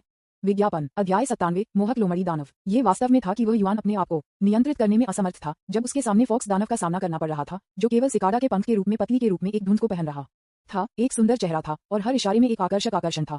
वह शक्ति और जीवन शक्ति का आदमी है। उसके विपरीत एक सुंदर महिला थी जिसमें उसके शरीर को गीला धुंध से ढका हुआ था। उसकी सुंदरता का खुलासा किया गया था, यहाँ तक कि उसने सभी प्रकार की आकर्षक आंखों या मोहक शरीर के आंदोलनों का इस्तेमाल किया ताकि वह उसे अपराध करने के लिए प्रेरित कर सके। सौभाग्य से उन्होंने युआन को लिंगम याओ फेयरी और लिन लेन्यू जैसी पीएलएस सुंदरियों को देखा था, अन्यथा यदि यह एक साधारण व्यक्ति होता तो वह शायद इस ज़ैड राक्षसा तुशान वाई द्वारा पूरी तरह से मोहित हो जाता है और उसके साथ एक रात बिताने के लिए तुरंत उस पर उछालना चाहेगा। कोई आश्चर्य नहीं कि हर कोई कहता है कि लोमड़ी की आत्माएं लोगों को बहकाने में सबसे अच्छी हैं। जरा इस ज़ैड राक्षसा को देखो और तुम्हें पता चल जाएगा। ये स्पष्ट है कि बस उसकी आश्चर्यजनक सुंदरता के साथ वह सिर्फ वहां खड़े होने से एक सुंदर दृश्य है, लेकिन वह अभी भी जानती है कि कैसे एक आदमी के बेचैन दिल को जगाना है। इस दुनिया में कौन सा आदमी इस तरह के परेशानी वाले दानव से अनियंत्रित रह सकता है? तुशान हाँ स्पष्ट रूप से ये भी जानती थी कि वह अपने हर कदम में कितना आकर्षण था, दुनिया में पुरुषों को मार सकता है। तब उसने अपने कंधों को हिलाया और मुस्कुराई, लेकिन वह युआन को चिढ़ाती नहीं थी। इसके बजाय उसने अपने मेले ज़ैड जैसे दाहिने हाथ को फैलाया और एक आकाश नीले रेशम की सूती पोशाक उसकी हथेली में पतली हवा से बाहर दिखाई दी। उसने इसे लापरवाही से रखा, पतली धुंध स्कर्ट के नीचे उजागर उसकी मोहक सुंदरता को कवर किया। तुरंत फिर महान लोमड़ी दानव तालाब पर नंगे पैर चला, अपने कमल के पैरों को हिलाते हुए। वह धीरे धीरे युआन से संपर्क किया और कहा, छोटे साथी, क्या आप अभी भी मुझे सच बताने के लिए तैयार नहीं हैं? क्या आपको लगता है कि मैं एक शिकारी पर विश्वास करूंगा जो केवल फाउंडेशन बिल्डिंग के दूसरे चरण में है? कुआं विज्ञापन। यद्यपि वह युआन को लगा कि उसकी खोपड़ी झुंझुनी है क्योंकि जानलेवा महिला शैतान उसके पास आ रही है, वह ये भी स्पष्ट रूप से महसूस कर सकता है कि दानव कबीले के इस ज़ैड राक्षसा को उसके प्रति कोई हत्या करने का इरादा नहीं था। ये ठीक इसलिए था क्योंकि वह ये समझ गया था कि वह युआन ने तुरंत भागने का विकल्प नहीं चुना था जब वह बैंगनी हवेली में 10,000 जहर क्लोन के साथ संवाद करने में विफल रहा था। हालांकि वह ये भी जानता था कि अगर उसने अपनी पूरी कोशिश की तो भी ज़ैड राक्षसा की हथेली से भागना मुश्किल होगा। युआन ने कहा, युवा महिला, आप वास्तव में सच्चाई के लिए उत्सुक हैं। आपने मेरी खेती के स्तर को तुरंत पहचान लिया। दरअसल मैं फाउंडेशन की स्थापना के दूसरे चरण में एक कल्टीवेटर हूँ, लेकिन खुद को शिकारी कहना कोई झूठ नहीं है। मैं शिकार की तलाश में इस मियाज़्मा से भरे प्राइमवेल वन में आया हूँ। उद्धरण चिन्ह। वास्तव में उन्होंने युआन ने जो कहा वह झूठ नहीं था। वास्तव में इस समय वह इस आदिम पर्वत पर आया था। इस बार उसके सामने दानव कबीले के महान दानव की तलाश करना था। ज़ैड राक्षसा तुशन्या 12 स्वर्गीय राक्षसों में से एक। शिकार की खोज का वर्णन करने के लिए इसका उपयोग करना अतिशयोक्ति नहीं है। ओह, तुशन्या ने ध्यान से युआनजुन के चेहरे पर अभिव्यक्ति का अवलोकन किया। जब उसने पाया कि उसने अपने चेहरे पर झूठ बोलने के कोई संकेत नहीं देखे तो उसने राहत की एक मामूली भावना दिखाई और कहा, मुझे आश्चर्य है कि आप किस शिकार की तलाश कर रहे हैं, छोटे आदमी। यदि संभव हो तो मैं आपकी थोड़ी मदद कर सकता हूँ। आखिर उसने कहा और कहा, मैं आपसे पहले यहाँ पहुंची, इसलिए मैं यहाँ के वातावरण से बहुत अधिक परिचित हूँ। ये सुनकर वह युआन का दिल अचानक चला गया और उसने आकस्मिक होने का नाटक किया और कहा, यह अजीब है। मुझे स्पष्ट रूप से इस घने जंगल के पास 6 पूंछ के साथ एक शुद्ध सफेद लोमड़ी मिली, लेकिन जब मैंने इसके निशान का अनुसरण किया और इसे यहाँ सभी तरह से पाया तो मैंने अप्रत्याशित रूप से इसे खो दिया। ये बहुत अजीब है कि मैंने गलती से आपको इस पूल में स्नान करते देखा। ये कहने के बाद वह जानबूझकर रुक गया। फिर उसने उठाया उसका सिर, थोड़ा उसकी आंखों को संकुचित कर दिया और तुशन्या के सुंदर चेहरे पर अभिव्यक्ति में बदलाव को उसके विपरीत देखा। आशा के अनुसार यहाँ तक कि तुशान हाँ, जिनकी खेती उनकी तुलना में एक क्षेत्र अधिक थी, महिला रक्षा जो मानव जीवन को तलवार अमर के मूल उपन्यास में बेकार मानती थी, मदद नहीं कर सकती थी, लेकिन उसके चेहरे पर आश्चर्य की एक नजर दिखा सकती थी जब उसने सीखा कि उसकी पहचान वास्तव में एक ऐसे युवक द्वारा खोजी गई थी जिसकी खेती केवल नींव निर्माण के दूसरे चरण में थी। पर जल्द ही उसने इस आश्चर्य को छुपाया। विज्ञापन। फिर उसने अपनी सुंदर भौहों को थोड़ा ऊपर उठाया। उसने युआन को उसके पार से देखा और कहा, ओह, एक 6 पूंछ वाली लोमड़ी। मैंने इस प्राणी के बारे में कुछ अफवाहें सुनी हैं। यह कहा गया है कि लोमड़ी मूल रूप से केवल एक पूंछ है और प्रत्येक अतिरिक्त पूंछ उनकी खेती में एक सफलता का प्रतिनिधित्व करती है। यानी उसका स्वर अचानक थोड़ा धीमा हो गया और उसकी अभिव्यक्ति ठंडी हो गई क्योंकि उसने युआन को देखा। उसने कहा, 6 पूंछ वाला लोमड़ी जिसे आपने देखा है वह एक शक्तिशाली फॉक्स दानव है जो छठे स्तर के माध्यम से टूट गया है। इसकी ताकत गोल्डन कोर स्टेज पर एक मानव की तुलना में है। ठीक है, मैं थोड़ा उत्सुक हूँ। आपने एक मात्र दूसरा चरण नींव प्रतिष्ठान की खेती कैसे किया? एक 6 पूंछ वाले लोमड़ी को ट्रैक करने का प्रबंधन किया, जो कि गोल्डन कोर स्टेज पर एक मानव की तुलना में ताकत के साथ देखा गया था। वह युआन इस समय वह वास्तव में कहना चाहता था, कृपया बहन, आप जानते हैं कि मेरा बहाना काफी लंगड़ा है, इसलिए बस मुझे विश्वास करने का नाटक करें। वह क्यों एक बार में इसे उजागर करने के लिए परेशान? इस तरह आपके और मेरे बीच का माहौल बहुत अजीब हो जाएगा। क्या यह अच्छा नहीं होगा यदि हम सभी सिर्फ एक दूसरे को अजनबी मानते हैं, एक दूसरे को पास करते हैं और बाद में खुशी से रहते हैं? हालांकि आइए फिर से तुशान को देखें। दानव कबीले के इस जैड राक्षसा को आसानी से गुजरने का कोई इरादा नहीं था। वह बस अपने चेहरे पर एक आधे मुस्कान के साथ युआन को घूरता रहा, उसके होंठों के कोने पर एक शैतानी चाप। ये स्पष्ट था कि वह ये देखने के लिए इंतजार कर रही थी कि वह कैसे युआन एक और भी अधिक लंगड़ा बहाने के साथ आएगा। पुकारना। उन्होंने युआन ने एक गहरी सांस ली और कहा, मिस, चलो फ्रैंको। ठीक है, मैं मानता हूँ कि मैंने जंगल के बाहर आपकी आश्चर्यजनक सुंदरता की एक झलक पकड़ी, इसलिए मैं मदद नहीं कर सकता था, लेकिन गलती कर सकता था कि सभी लोग करेंगे और चुपके से इस घने जंगल में आपका पीछा करेंगे। 6 पूंछ वाले लोमड़ी, ये सिर्फ एक झूठ था। हे, ये सुनने के बाद कि उसने युआन ने क्या कहा, तुशन्या ने उसके दिल में कहा।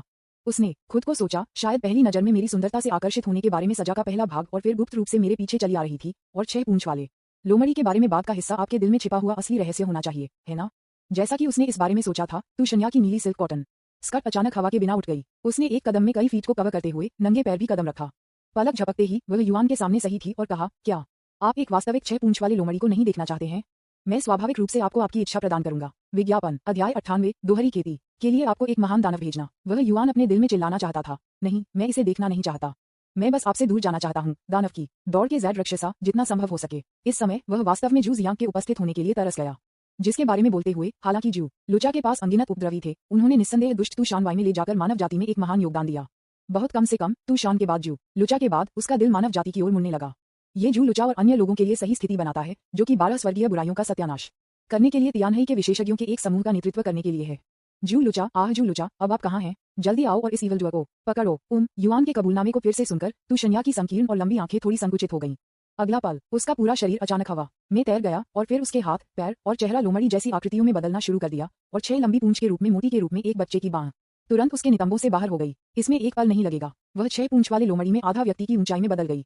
उसी समय उन्होंने मानव भाषा में बात करते हुए कहा, छोटे साथी, जैसा कि आप चाहते हैं, ये 6 पूंछ वाली आत्मा फॉक्स का तियानही तुशान कबीले अब आपके मूल रूप में आपके सामने दिखाई देंगे। मुझे आश्चर्य है कि आप क्या सोचते हैं। उसे युआन को स्वीकार करना था, यहाँ तक कि अगर तुशान वाई ने अपने लोमड़ी की आत्मा के रूप में प्रकट किया तो उसके मानवीय चेहरे की अभिव्यक्ति, बड़प्पन और अहंकार का खुलासा किसी को भी थोड़ा अपमान दिखाने से रोकने के लिए पर्याप्त थी। बस अचानक जेनेक्सियन पैलेस ने अपने बैंगनी महल से बाहर गोली मार दी, और फिर एक तीर के रूप में उपवास के रूप में ये सीधे तुशान की ओर बढ़ गया, जो मध्य हवा में 6 पूंछ वाले लोमड़ी में बदल गया था। स्विश। उस समय तुशन्या की संकीर्ण और लंबी लोमड़ी की आंखें अचानक सिकुड़ गईं, और एहसास का एक संकेत उसकी आंखों में चमक गया। उसने जल्दी से अपने लोमड़ी के शरीर को घुमाया और इसके विपरीत झरने की ओर भाग गया। क्योंकि जेनसिंग पैलेस इतना अप्रत्याशित रूप से दिखाई दिया, तुशान के पास मानव रूप में वापस बदलने का समय भी नहीं था। आमतौर पर यहाँ तक कि दानव दौड़ के लिए उनके हमले के तरीके मानव रूप में बदलने के बाद सबसे विविध हैं। उनके मूल रूप को बनाए रखना अक्सर उन्हें केवल उन क्षेत्रों में कार्य करने की अनुमति देता है जिनसे वे सबसे अधिक परिचित हैं। उदाहरण के लिए वह युआन, जू जियांग और फेयरी लिंग मियाओ ने तियानही द्वीप पर क्विलन का सामना किया। जब इस आदमी ने अपने भेड़िया रूप के साथ हमला किया तो उसकी ताकत वास्तव में बहुत मजबूत थी, लेकिन वह अब जू जियांग के खिलाफ लड़ने के लिए अपनी मुट्ठी और पैरों का उपयोग नहीं कर सकता था, इसलिए उसे एक नुकसान हुआ और आखिरकार उसे अपने मानव शरीर के साथ लड़ना पड़ा। विज्ञापन। एक लोमड़ी के रूप में 6 पूंछ वाले फॉक्स तुशान वाई के लिए उसका सबसे अच्छा कौशल गति है, लेकिन उसके मूल रूप में लौटने के बाद उसकी लड़ाकू प्रभावशीलता बहुत कम हो जाती है। इसलिए इस समय अमर हथियार जेनेक्सियन पैलेस की बमबारी का सामना करते हुए उसने लगभग वापस लड़ने की हिम्मत नहीं की और पहले क्षण में भागने के लिए चुना। ये सिर्फ एक दया है। उन्होंने तुशन्या के वांडू क्लोन पर हमला करने के लिए जेनेक्सियन पैलेस को नियंत्रित किया, और यह स्पष्ट था कि उनका उन्हें जाने देने का कोई इरादा नहीं था। जाना। वांडू क्लोन के मुंह से एक नाजुक रोने के साथ इस परी महल का आकार अचानक बढ़ गया, जबकि यह तेजी से तुशान का पीछा कर रहा था। एक पल में ये पूरी तरह से अपनी मूल उपस्थिति पर लौट आया, जिसे उन्होंने युआन ने दानव घाटी में देखा था। बस अब जेनसिंग पैलेस आकार में छोटा था और इसकी गति तुशान की तुलना में थोड़ी धीमी थी, इसलिए ये दूसरी पार्टी के साथ पकड़ने में असमर्थ था। पर अब जब जेनेक्सियन पैलेस तुरंत दर्जनों फीट के अपने पूर्व क्षेत्र में बरामद हो गया, तो ये तुरंत गति की कमी के लिए बना। टकराना। अचानक ये जादुई हथियार एक छाता की तरह आकाश से उतरा, पूरे पर्वत धारा को कवर करते हुए, पूरी घाटी को हिंसक रूप से हिलाते हुए। तुशान जो 6 पूंछ वाले लोमड़ी में बदल गए, अंततः भागने में विफल रहे और इस हॉल से दृढ़ता से कवर किया गया। यह अभी भी जेनसिंग पैलेस को नुकसान के कारण होने वाला प्रभाव है। यदि यह जादुई हथियार बरकरार था तो यह शायद इस आदिम घने जंगल को सिर्फ उस पर उतरने से समतल कर सकेगा। मैं लगभग 10 सांसों का इंतजार कर रहा था, तब मैंने देखा कि यह जादुई हथियार फिर से सिकुड़ने लगा और अंत में फिर से एक पैर का आकार बन गया। प्लॉप। एक पल में तुशान, जो एक सुंदर नीली पोशाक पहने हुए थे, को वांडू के क्लोन द्वारा जेनेक्सियन पैलेस से बाहर फेंक दिया गया था और झरने के नीचे ठंडे पूल में गिर गया था। वेंडू क्लोन की आवाज थोड़ी कमजोर ने एक ही समय में कहा, लड़का, मैंने बस जेनेक्सियन पैलेस को सक्रिय रूप से सक्रिय किया, बड़ी मात्रा में आत्मा शक्ति का सेवन किया। मैं एक निष्क्रिय अवस्था में प्रवेश करूंगा। ये राज्य आधे महीने तक चल सकता है। तू शन्या मेरे लिए एक महान उपहार है, उसे स्वीकार करें। वह अन्य 12 स्वर्गीय बुराइयों से निपटने में बहुत मदद करेगी। अपने भाषण के अंत में इस वांडू क्लोन की आवाज छोटी और छोटी हो गई और अंत में सुनने के लिए बहुत कमजोर हो गई। विज्ञापन। उन्होंने युआन को कुछ समय के लिए बुलाने की कोशिश की, लेकिन उन्हें वान डू क्लोन से कभी भी प्रतिक्रिया नहीं मिली और फिर उन्हें एहसास हुआ कि शायद इस समय वान डू संप्रदाय के नेता चेंग तियायाओ के क्लोन एक गहरी नींद में गिर गए थे। आधा महीना, यह न तो लंबा है और न ही छोटा है। सौभाग्य से वान डू के क्लोन ने उन्हें सुबह सुबह 9 पैटर्न वाले पत्थर के स्थान को इंगित किया था, अन्यथा उसे 1 और आधे महीने के लिए सभी आत्माओं के शरीर के निर्माण की योजना को स्थगित करना होगा। लेकिन इस वान डू क्लोन का क्या मतलब है जब वह कहता है कि वह एक महान उपहार के रूप में मुझे तू शान देगा? वह युआन अवचेतन रूप से तू शन्या में नजर डालते हैं, उसके चेहरे पर एक हैरान दिखने वाला पुल। लेकिन उन्होंने देखा कि फॉक्स कबीले के ज़ैड रक्षासा ने भी अपनी आंखें खुली उसे घूरते हुए देखा। हालांकि किसी कारण से उन्होंने युआन को स्पष्ट रूप से तू शन्या की आंखों में खतरे का संकेत देखा। कुछ गड़बड़ है, इस ज़ैड रक्षसा की स्थिति इस समय बेहद गलत लगती है। इस तरह की सोच वह युआन तब तू शन्या का सामना कर रहा था, जबकि चुपके से अपने पैरों को पीछे की ओर ले गया, उससे खुद को दूर करने की कोशिश कर रहा था। किसे पता था अगले क्षण ज़ैड रक्षसा की फॉक्स कबीले की फीनिक्स की आंखें अचानक हो गईं और उसका नाजुक शरीर बिजली के रूप में तेजी से चला गया। पलक झपकते ही वह उसके करीब थी। पुकारना, गर्म हवा जो अचानक तुशान यतन के मुंह से निकली थी, एक झुलसाने वाली लहर को ले जाने के लिए लग रहा था, जिससे वह युआन के गाल को मामूली डंक महसूस कर रहा था। लेकिन फिर जब उन्होंने गर्मी की लहर से निकलने वाली मीठी और गड़बड़ गंध को सूंघा तो उन्होंने युआन को अचानक अपने मस्तिष्क में एक गूंज महसूस किया और फिर रक्त का एक उछाल एक पल में अपने निचले पेट से ऊपर उठ गया और एक पलक झपकते ही अपने मस्तिष्क तक पहुंच गया। हे भगवान, ये जहरीले अजगर का खून है। वह युआन इस गंध से बहुत परिचित था। जब वह यूं ही शिखर में गुफा में ध्यान कर रहा था तो वह गलती से अपनी वरिष्ठ बहन जू मियाजिन के साथ विलय कर दिया, क्योंकि वे दोनों इस जहरीले अजगर के कामोत्तेजक रक्त से प्रभावित थे। और अब ये स्पष्ट है कि तुशान वाई को भी इस जहरीले ड्रैगन द्वारा जहर दिया गया है। इस समय वह युआन अचानक समझ गया और खुद को समझ गया कि यह कोई आश्चर्य नहीं था कि सीनियर वान डू के क्लोन ने कहा कि वह एक महान उपहार के रूप में उसे तुशान को देना चाहता था। ये पता चला कि वह उसे कामोत्तेजक के साथ एक बड़ा दानव भेजना चाहती थी ताकि वह एक साथ दोहरी खेती का अभ्यास कर सके। विज्ञापन। अध्याय 99। अत्यधिक मांग। हालांकि उन्होंने युआन को तुशान यतन के मुंह से बाहर आने वाले जहरीले ड्रैगन की जहरीली गंध को सूंघा, फिर भी उनका दिमाग स्पष्ट रहा। आइए फिर से तुशान हाँ पर नजर डालते हैं। यह ज़ैड रक्षसा, एक दानव जिसकी खेती का स्तर गोल्डन कोर स्टेज पर एक मानव की तुलना में है, ने स्पष्ट रूप से अपना दिमाग खो दिया है। अब वह केवल इच्छा से संचालित वृत्ति के एक निशान पर भरोसा कर सकती है जो उसे पागल कर देती है, जिसके साथ दोहरी खेती का अभ्यास करने के लिए एक आदमी को ढूंढना चाहता है। और वह युआन निस्संदेह एकमात्र व्यक्ति है जिसे वह अपने शरीर में आग से राहत देने के लिए पकड़ सकती है। इसलिए अगले पल उसकी एक निष्पक्ष हथियार अचानक बाहर फैल गई और लापरवाही से हवा को पकड़ लिया। तुरंत वह युआन, जो मूल रूप से पीछे हटने से सावधानी से भागने की कोशिश कर रहा था, अचानक महसूस किया कि वह अब आगे नहीं बढ़ सकता है। इतना ही नहीं, उन्हें सीधे एक विशाल सक्शन बल द्वारा खींचा गया और तुशान हाँ के करीब जाने के लिए मजबूर किया गया। तब फॉक्स कबीले के महान दानव ने लापरवाही से उन दोनों के चारों ओर एक अंतरिक्ष गठन स्थापित किया जो उन्हें बाहरी दुनिया से अलग कर दिया। फिर उसने नीले रंग की कॉटन स्कर्ट को फाड़ दिया जिसने उसके नाजुक शरीर को ढक दिया और उसने युआन के बागे को टुकड़ों में फाड़ दिया। इसमें एक पल नहीं लगेगा, उनमें से दोनों ने ईमानदारी से एक दूसरे से मुलाकात की। एक गर्म माहौल जल्दी से उन दोनों के बीच फैल गया। उन्होंने युआन को जहरीले ड्रैगन के वासना के जहर की शक्ति महसूस की थी। हालांकि उन्हें नहीं पता था कि उनके सामने ज़ैड रक्षासा कितना जहर है, जो जहरीले ड्रैगन से सांस ले चुके हैं। इस क्षण में प्रदर्शित किए गए पागलपन और इच्छा को देखते हुए उनका मानना था कि 10,000 जहर क्लोन द्वारा उनके लिए वासनापूर्ण जहर की मात्रा काफी होनी चाहिए। कुआ वह युआन मदद नहीं कर सकता था, लेकिन असहाय रूप से आहें भरता था। कभी नहीं सोचा, चूंकि वह इस दुनिया में आए थे, इसलिए उन्होंने 3 बार 3 अलग अलग महिलाओं के साथ शारीरिक अंतरंगता की है। वे सभी कामोत्तेजक या दोहरी खेती की गुप्त तकनीकों की उत्तेजना के कारण थे, जिसने दोनों पक्षों को विलय करने के लिए मजबूर किया। शायद यह वह भाग्य है जिससे मैं बच नहीं सकता। इस बारे में सोचते हुए वह युआन को तुरंत तुशन्या ने जमीन पर धकेल दिया, जिसने स्थिति का फायदा उठाया और उस पर दबाया। विज्ञापन। सच कहूं तो यह अनुभव निश्चित रूप से सुंदर नहीं था। हालांकि महान दानव तुशान हाँ के शक्तिशाली आभा और दबाव का सामना करते हुए वह भी नहीं चल सका। उन्होंने ज़ैड रक्षसा को यह करने की अनुमति दी कि वह पूरे समय जो कुछ भी चाहता था। लेकिन जिस क्षण दोनों ने विलय कर दिया, वह स्पष्ट रूप से महसूस कर सकता था कि यह ज़ैड रक्षसा 12 स्वर्गीय राक्षसों में से एक अभी भी एक कुंवारी थी। इसने मुश्किल से उसे अपने दिल में थोड़ा आराम दिया। बाद में वह पूरी तरह से अपने शरीर और दिमाग को आराम दिया और ऋषि समय की एक स्थिति में प्रवेश किया, जिससे तुशान को उसे पीड़ा देने की अनुमति मिली। मुझे नहीं पता कि इसमें कितना समय लगा, शायद 1 घंटा या लंबे समय तक। संक्षेप में, जब दोनों ने आखिरकार लड़ाई को समाप्त कर दिया तो सूरज पहले ही सेट हो गया था, रात गिर गई और सितारों को पहले से ही रात के आकाश में बिठाया गया था। इस दोहरी खेती में उन दोनों ने दिन से रात तक लड़ाई लड़ी। तुशान के बाद, जिन्होंने आखिरकार ड्रैगन से जहर को पूरी तरह से निष्कासित कर दिया था और उसके शरीर से वासनापूर्ण जहर, वह युआन से उठ गया। उसने युआन को लगा जैसे उसका पूरा शरीर अलग होने वाला था और वह मदद नहीं कर सकती थी, लेकिन एक सांस ले सकती थी। कुछ ताकत हासिल करने से पहले उन्होंने 10 से अधिक सांसों का इंतजार किया और फिर खुद को खड़े होने के लिए मजबूर किया। कमल के आसन पर बैठे गुआनिन में तुशान वाई द्वारा पिन किए जाने की पूरी प्रक्रिया के दौरान वह स्थानांतरित करने में असमर्थ था और सुनु हॉट सूत्र की दोहरी खेती के रहस्यों का अभ्यास करने में असमर्थ था। इसलिए इस तीव्र लड़ाई के दौरान, जो लगभग 2 घंटे तक चली, वह निष्क्रिय रूप से और लगातार तुशान वाई द्वारा अवशोषित किया गया था। इस प्रकार यह उल्लेख नहीं करने के लिए कि वह युआन एक निम्न स्तरीय कल्टीवेटर, जो केवल फाउंडेशन बिल्डिंग के दूसरे चरण में है, यहाँ तक कि गोल्डन कोर स्टेज में कुछ शक्तिशाली लोग निरंतर उत्पादन की इतनी लंबी अवधि का अनुभव करने के बाद पूरी तरह से समाप्त हो जाएंगे, है ना?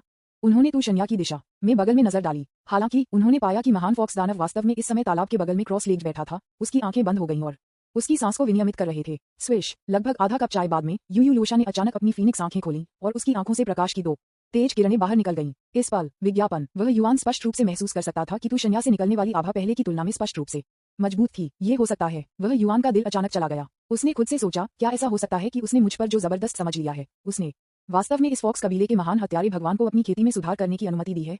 और तथ्यों को ठीक उसी तरह निकला जैसे वह उम्मीद करता था। तुशन्या खड़ी हो गई, अपनी खूबसूरत आंखों से गहराई से देखे और कहा, मेरा मानना है कि आपको ये देखने में सक्षम होना चाहिए कि आप और मैं अलग अलग दुनिया से हैं। चूंकि आपने मुझे एक छोटी अड़चन के माध्यम से तोड़ने में मदद की है जो मुझे परेशान कर रही है, मैं इस मामले पर आपके साथ आगे नहीं देखूंगा। आप पहले छोड़ सकते हैं। अर्थ क्या है? वह युआन मदद नहीं कर सका, लेकिन ये सुनकर फंसाया। इस फॉक्स दानव के शब्दों को देखते हुए ऐसा लग रहा था कि वह उन दोनों के लिए भाग लेने का इरादा रखता है और ये दिखावा करता है कि कुछ भी नहीं हुआ था।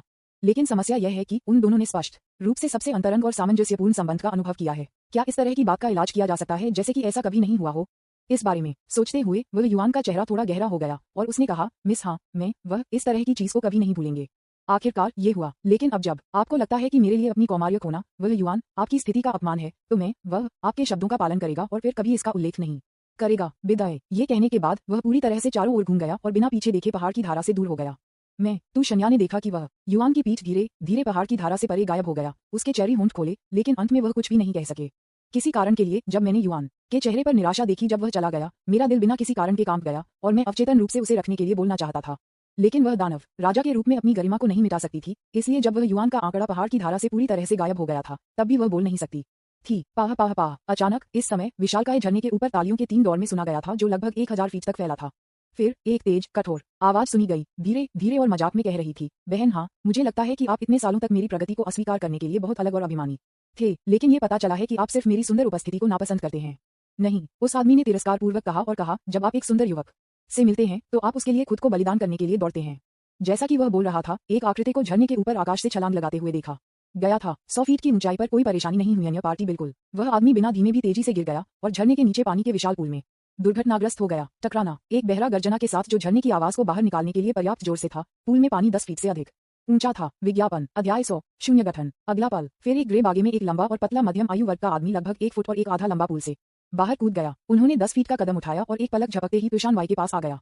इस समय ग्रे बागे में मध्यम आयु वर्ग के व्यक्ति के पास एक संकीर्ण और लंबा चेहरा था जो वास्तव में चापलूसी नहीं कर रहा था और यह वासना से भरा था।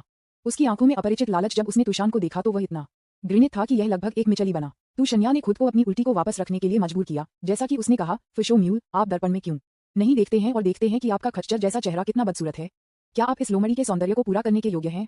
जिंदगियां। इसलिए उसका सुंदर चेहरा अचानक ठंडा हो गया और उसने दीर्घायु खच्चर को तिरस्कार के साथ देखा, ये कहते हुए, अकेले अपने दीर्घायु खच्चर को जाने दो, यहाँ तक कि बॉस भी नियंत्रित नहीं कर सकता है कि इस फॉक्स मास्टर के साथ एक प्रेम संबंध है। फक फक करना। तुशान हाँ द्वारा सामना किए जाने के बाद फुशु खच्चर के चेहरे पर तुरंत नाराजगी का एक निशान दिखाई दिया। उन्होंने कहा, ठीक है तुशान, हाँ, आप काफी अभिमानी हैं। आप अपने शुद्ध शरीर को मानव जाति के लिए समर्पित करेंगे क्योंकि हमें राक्षसों का फायदा उठाना है। लेकिन मैं आपको याद दिलाता हूँ कि आप एक दानव के रूप में अपनी पहचान को न भूलें। इस बिंदु पर उन्होंने गुप्त रूप से अपनी मुट्ठी को पकड़ लिया और तुशन्या के प्रति उनकी टकटकी नाराजगी से भरी हो गई। उन्होंने कहा, मनुष्यों के लिए अपना कौमार्य खोना एक छोटा सा मामला है, लेकिन कृपया हमें राक्षसों को नीचे जाने के लिए कुछ भी न करें, अन्यथा बॉस निश्चित रूप से आपको माफ नहीं करेगा। ये सुनकर तुशन्या ने अपने कंधों को हिलाया और शांति से कहा, चिंता मत करो मेरे प्यारे फुशों खच्चर। यहाँ तक कि अगर एक दिन आप 12 स्वर्गीय शैतानों को धोखा देने के लिए चुनते हैं तो ये लोमड़ी भगवान कभी भी ऐसा विश्वासघाती काम नहीं करेगा। आप फुशों खच्चर की अभिव्यक्ति जम गई और वह तुशान्या द्वारा सामना किए जाने के बाद एक बार फिर अवाक था। लेकिन फिर एक धूर्त मुस्कान अचानक उसके चेहरे पर दिखाई दी और उसने कहा, तुशान हाँ, हर कोई आपको सोचता है, फॉक्स लॉर्ड, इतने हृदयहीन और क्रूर हैं कि दुनिया में कुछ भी आपके दिल को हिला सकता है। हालांकि मुझे पता है कि वास्तव में कोई है जो आपका कमजोर स्थान है, तुशान हाँ। तुशन्या की अभिव्यक्ति को धीरे धीरे अधिक गंभीर और उदासीन हो रही है। फुशों खच्चर अचानक एक रुगन और बड़े पैमाने पर हंसी में घुस गया और कहा, यह व्यक्ति तुशन्हों के अलावा कोई और नहीं है, छोटी लड़की को किंगुकू फॉक्स कबीले के महान बुजुर्ग द्वारा उठाया गया है। वह आपकी बहन होनी चाहिए, है ना? विज्ञापन। स्विश। जिस क्षण फुशो म्यूल ने बोल दिया, तुशान हाँ का सुंदर चेहरा ठंड की एक परत के साथ कवर किया गया था। उसने अपनी आंखों में एक भयंकर जानलेवा रूप के साथ फुशो म्यूल को देखा और कहा, फुशो म्यूल, आप इस फॉक्स मास्टर को बेहतर तरीके से समझाएंगे कि आपने इस मामले के बारे में कैसे सीखा है। जैसा कि उसने बोला, उसकी पूरी आभा अचानक रिहा हो गई। गोल्डन कोर के 9वें स्तर की आभा जो मनुष्यों के नवजात आत्मा के मंच के करीब थी। लगता है कि आसपास की हवा को तुरंत ठोस बना दिया गया था। Thump thump thump. फुशो मुले ने उत्तराधिकार में 3 कदम पीछे ले गए, जब तक कि खुद और तुशान वाई के बीच की दूरी 10 फीट से अधिक दूर थी, और तभी वह मुश्किल से थोड़ा राहत महसूस कर रहा था। वह मुश्किल निकल गया। उसकी आंखों में डर के संकेत के साथ तुशान हाँ को देख रहा था। उन्होंने कहा, तुषान हाँ, आप और भी मजबूत हो गए हैं। इसे देखते हुए यहाँ तक कि बॉस भी यह नहीं कह सकता कि वह निश्चित रूप से आपको हरा सकता है। लेकिन यहाँ तक कि अगर आप मेरे फशु खच्चर को अभी हथेली से मारते हैं तो यह शायद बेकार है, क्योंकि आपकी जांच करने वाला बॉस के अलावा और कोई नहीं है। क्या? ये सुनकर तुषन्या के अति सुंदर चेहरे ने अचानक अविश्वास की अभिव्यक्ति का खुलासा किया। बॉस, ये कैसे संभव है? इन सभी वर्षों के लिए मैं तुषन्या के लिए अथक परिश्रम कर रहा हूँ। 12 सेलेस्टियल डेविल्स, मैंने बॉस के लिए सभी पक्षों से कम 800 दुश्मनों को साफ कर दिया है, अगर 1000 नहीं है। ये कहना कोई अतिशयोक्ति नहीं है कि मैं बॉस का सबसे भरोसेमंद विश्वास पात्र हूँ। वह संभवतः गुप्त रूप से मेरी पृष्ठभूमि की जांच कैसे कर सकता है? हे तुषान हाँ के सुंदर चेहरे पर झटके को देखकर फुशोमुले की आंखों ने अचानक बदला लेने वाली संतुष्टि का संकेत दिया। उन्होंने कहा, तुषान हाँ, आप बहुत भोले हैं। क्या आपको लगता है कि सिर्फ बॉस के लिए कुछ लोगों को मारने से आप बॉस के विश्वासपात्र बन सकते हैं? आपको पता होना चाहिए कि वास्तव में बॉस कभी भी ऐसा नहीं चाहता है। वह आपको चाहता है, तुषान हाँ। तुषन्या ने स्वीकार किया कि उनके बड़े भाई 12 स्वर्गीय फिन्स के नेता ने वास्तव में हमेशा अपने शरीर को प्रतिष्ठित किया था। लेकिन उसने सोचा कि जब तक वह नेता के प्रति काफी वफादार थी तब तक उसके लिए समय पर कड़ी मेहनत की और उसके रास्ते में खड़े होने वाली बाधाओं को साफ कर दिया। फिर जल्द या बाद में वह अपनी पूर्ण ताकत के साथ 12 सेलेस्टियल फिन्स की दूसरी सीट पर मजबूती से बैठने में सक्षम होगी। लेकिन अब ऐसा लगता है कि मैं बहुत भोला हो सकता था। शायद फशु खच्चर के शब्द उसके और बॉस के बीच कलह बोने के लिए थोड़ा अतिरंजित थे, लेकिन एक चीज की जिसके बारे में दूसरी पार्टी ने झूठ नहीं बोला। विज्ञापन, अर्थात जिस व्यक्ति को पता चला कि उसकी बहन तू शिनहोक की गुयू फॉक्स कबीले के महान बुजुर्ग के घर में रह रही थी, सबसे अधिक संभावना थी कि वह अपने 12 स्वर्गीय फिन्स का नेता था। कोई अन्य कारण नहीं है। ऐसा इसलिए था क्योंकि बहुत पहले नहीं, यह अग्रणी भाई किंक्यू के पास गया था। दुर्भाग्य से वह गोल्डन विंग आरओसी कबीले से एक शक्तिशाली राक्षस की हत्या करने के लिए एक मिशन पर थी, जिसने नेता का विरोध किया था, इसलिए वह साथ नहीं जा पा रही थी। इस अनुमान के अनुसार शायद ये समय था कि दूसरे पक्ष ने अपनी बहन की पहचान की जांच की। इस बारे में सोचते हुए तुषन्या के चेहरे पर गुस्सा अब दबा नहीं हो सकता है। आखिरकार कोई फर्क नहीं पड़ता कि यह कौन है, जब आप किसी के लिए लोगों को मारने के लिए पूरी तरह से काम कर रहे हैं, लेकिन फिर पता करें कि दूसरी पार्टी गुप्त रूप से जांच कर रही है और आपकी कमजोरियों को नियंत्रित कर सकती है। मुझे डर है कि आप निराश और क्रोधित होंगे, है ना? अचानक जिदान चरण में एक शक्तिशाली व्यक्ति के अंतर्ज्ञान के साथ उसे एहसास हुआ कि उसके आसपास कुछ गलत था। उसने अचानक अपना सिर उठाया और पाया कि उसके चारों ओर कई और युद्ध के झंडे थे। 1 दर्जन फीट की दूरी पर उसका सामना करते हुए फशो खच्चर ने गठन के झंडे पर कदम रखा। उसके हाथों ने अजीब जादुई इशारों का एक सेट बना दिया और कहा, तुषान हाँ, आप दूसरों का सामना करते समय विचलित होने की हिम्मत करते हैं। अब आप मेरे जाल गठन में गिर गए हैं। मैं आपकी आध्यात्मिक ऊर्जा को खत्म कर दूंगा और फिर आपके शरीर को ले जाऊंगा। खाली गठन। तुषान यामी की आंखें संकुचित हो गईं। कई सालों तक फशु खच्चर के साथ टीम के साथी होने के बाद वह स्वाभाविक रूप से ट्रैप सरनी की शक्ति को जानती थी जो दूसरे पक्ष ने स्थापित की थी। ये गठन अपराध के मामले में बहुत मजबूत नहीं है, लेकिन इसकी ताकत किसी व्यक्ति को एक हवाई बंद राज्य में लंबे समय तक रखने की क्षमता में निहित है, जहां उनके पैर कोई समर्थन नहीं दे सकते हैं। इसलिए जब आप एक ट्रैप सरनी में होते हैं और दूसरों के साथ लड़ते हैं, तो हर कदम और हर शैली को निस्संदेह प्रतिद्वंद्वी की तुलना में कई गुना अधिक आध्यात्मिक ऊर्जा का उपयोग करना चाहिए। यदि यह जारी रहता है, जैसा कि फुशो खच्चर ने कहा, तो शन्या के शरीर में आध्यात्मिक ऊर्जा संभवतः बड़ी मात्रा में खपत होगी। ये सबसे भयानक बात है। विज्ञापन,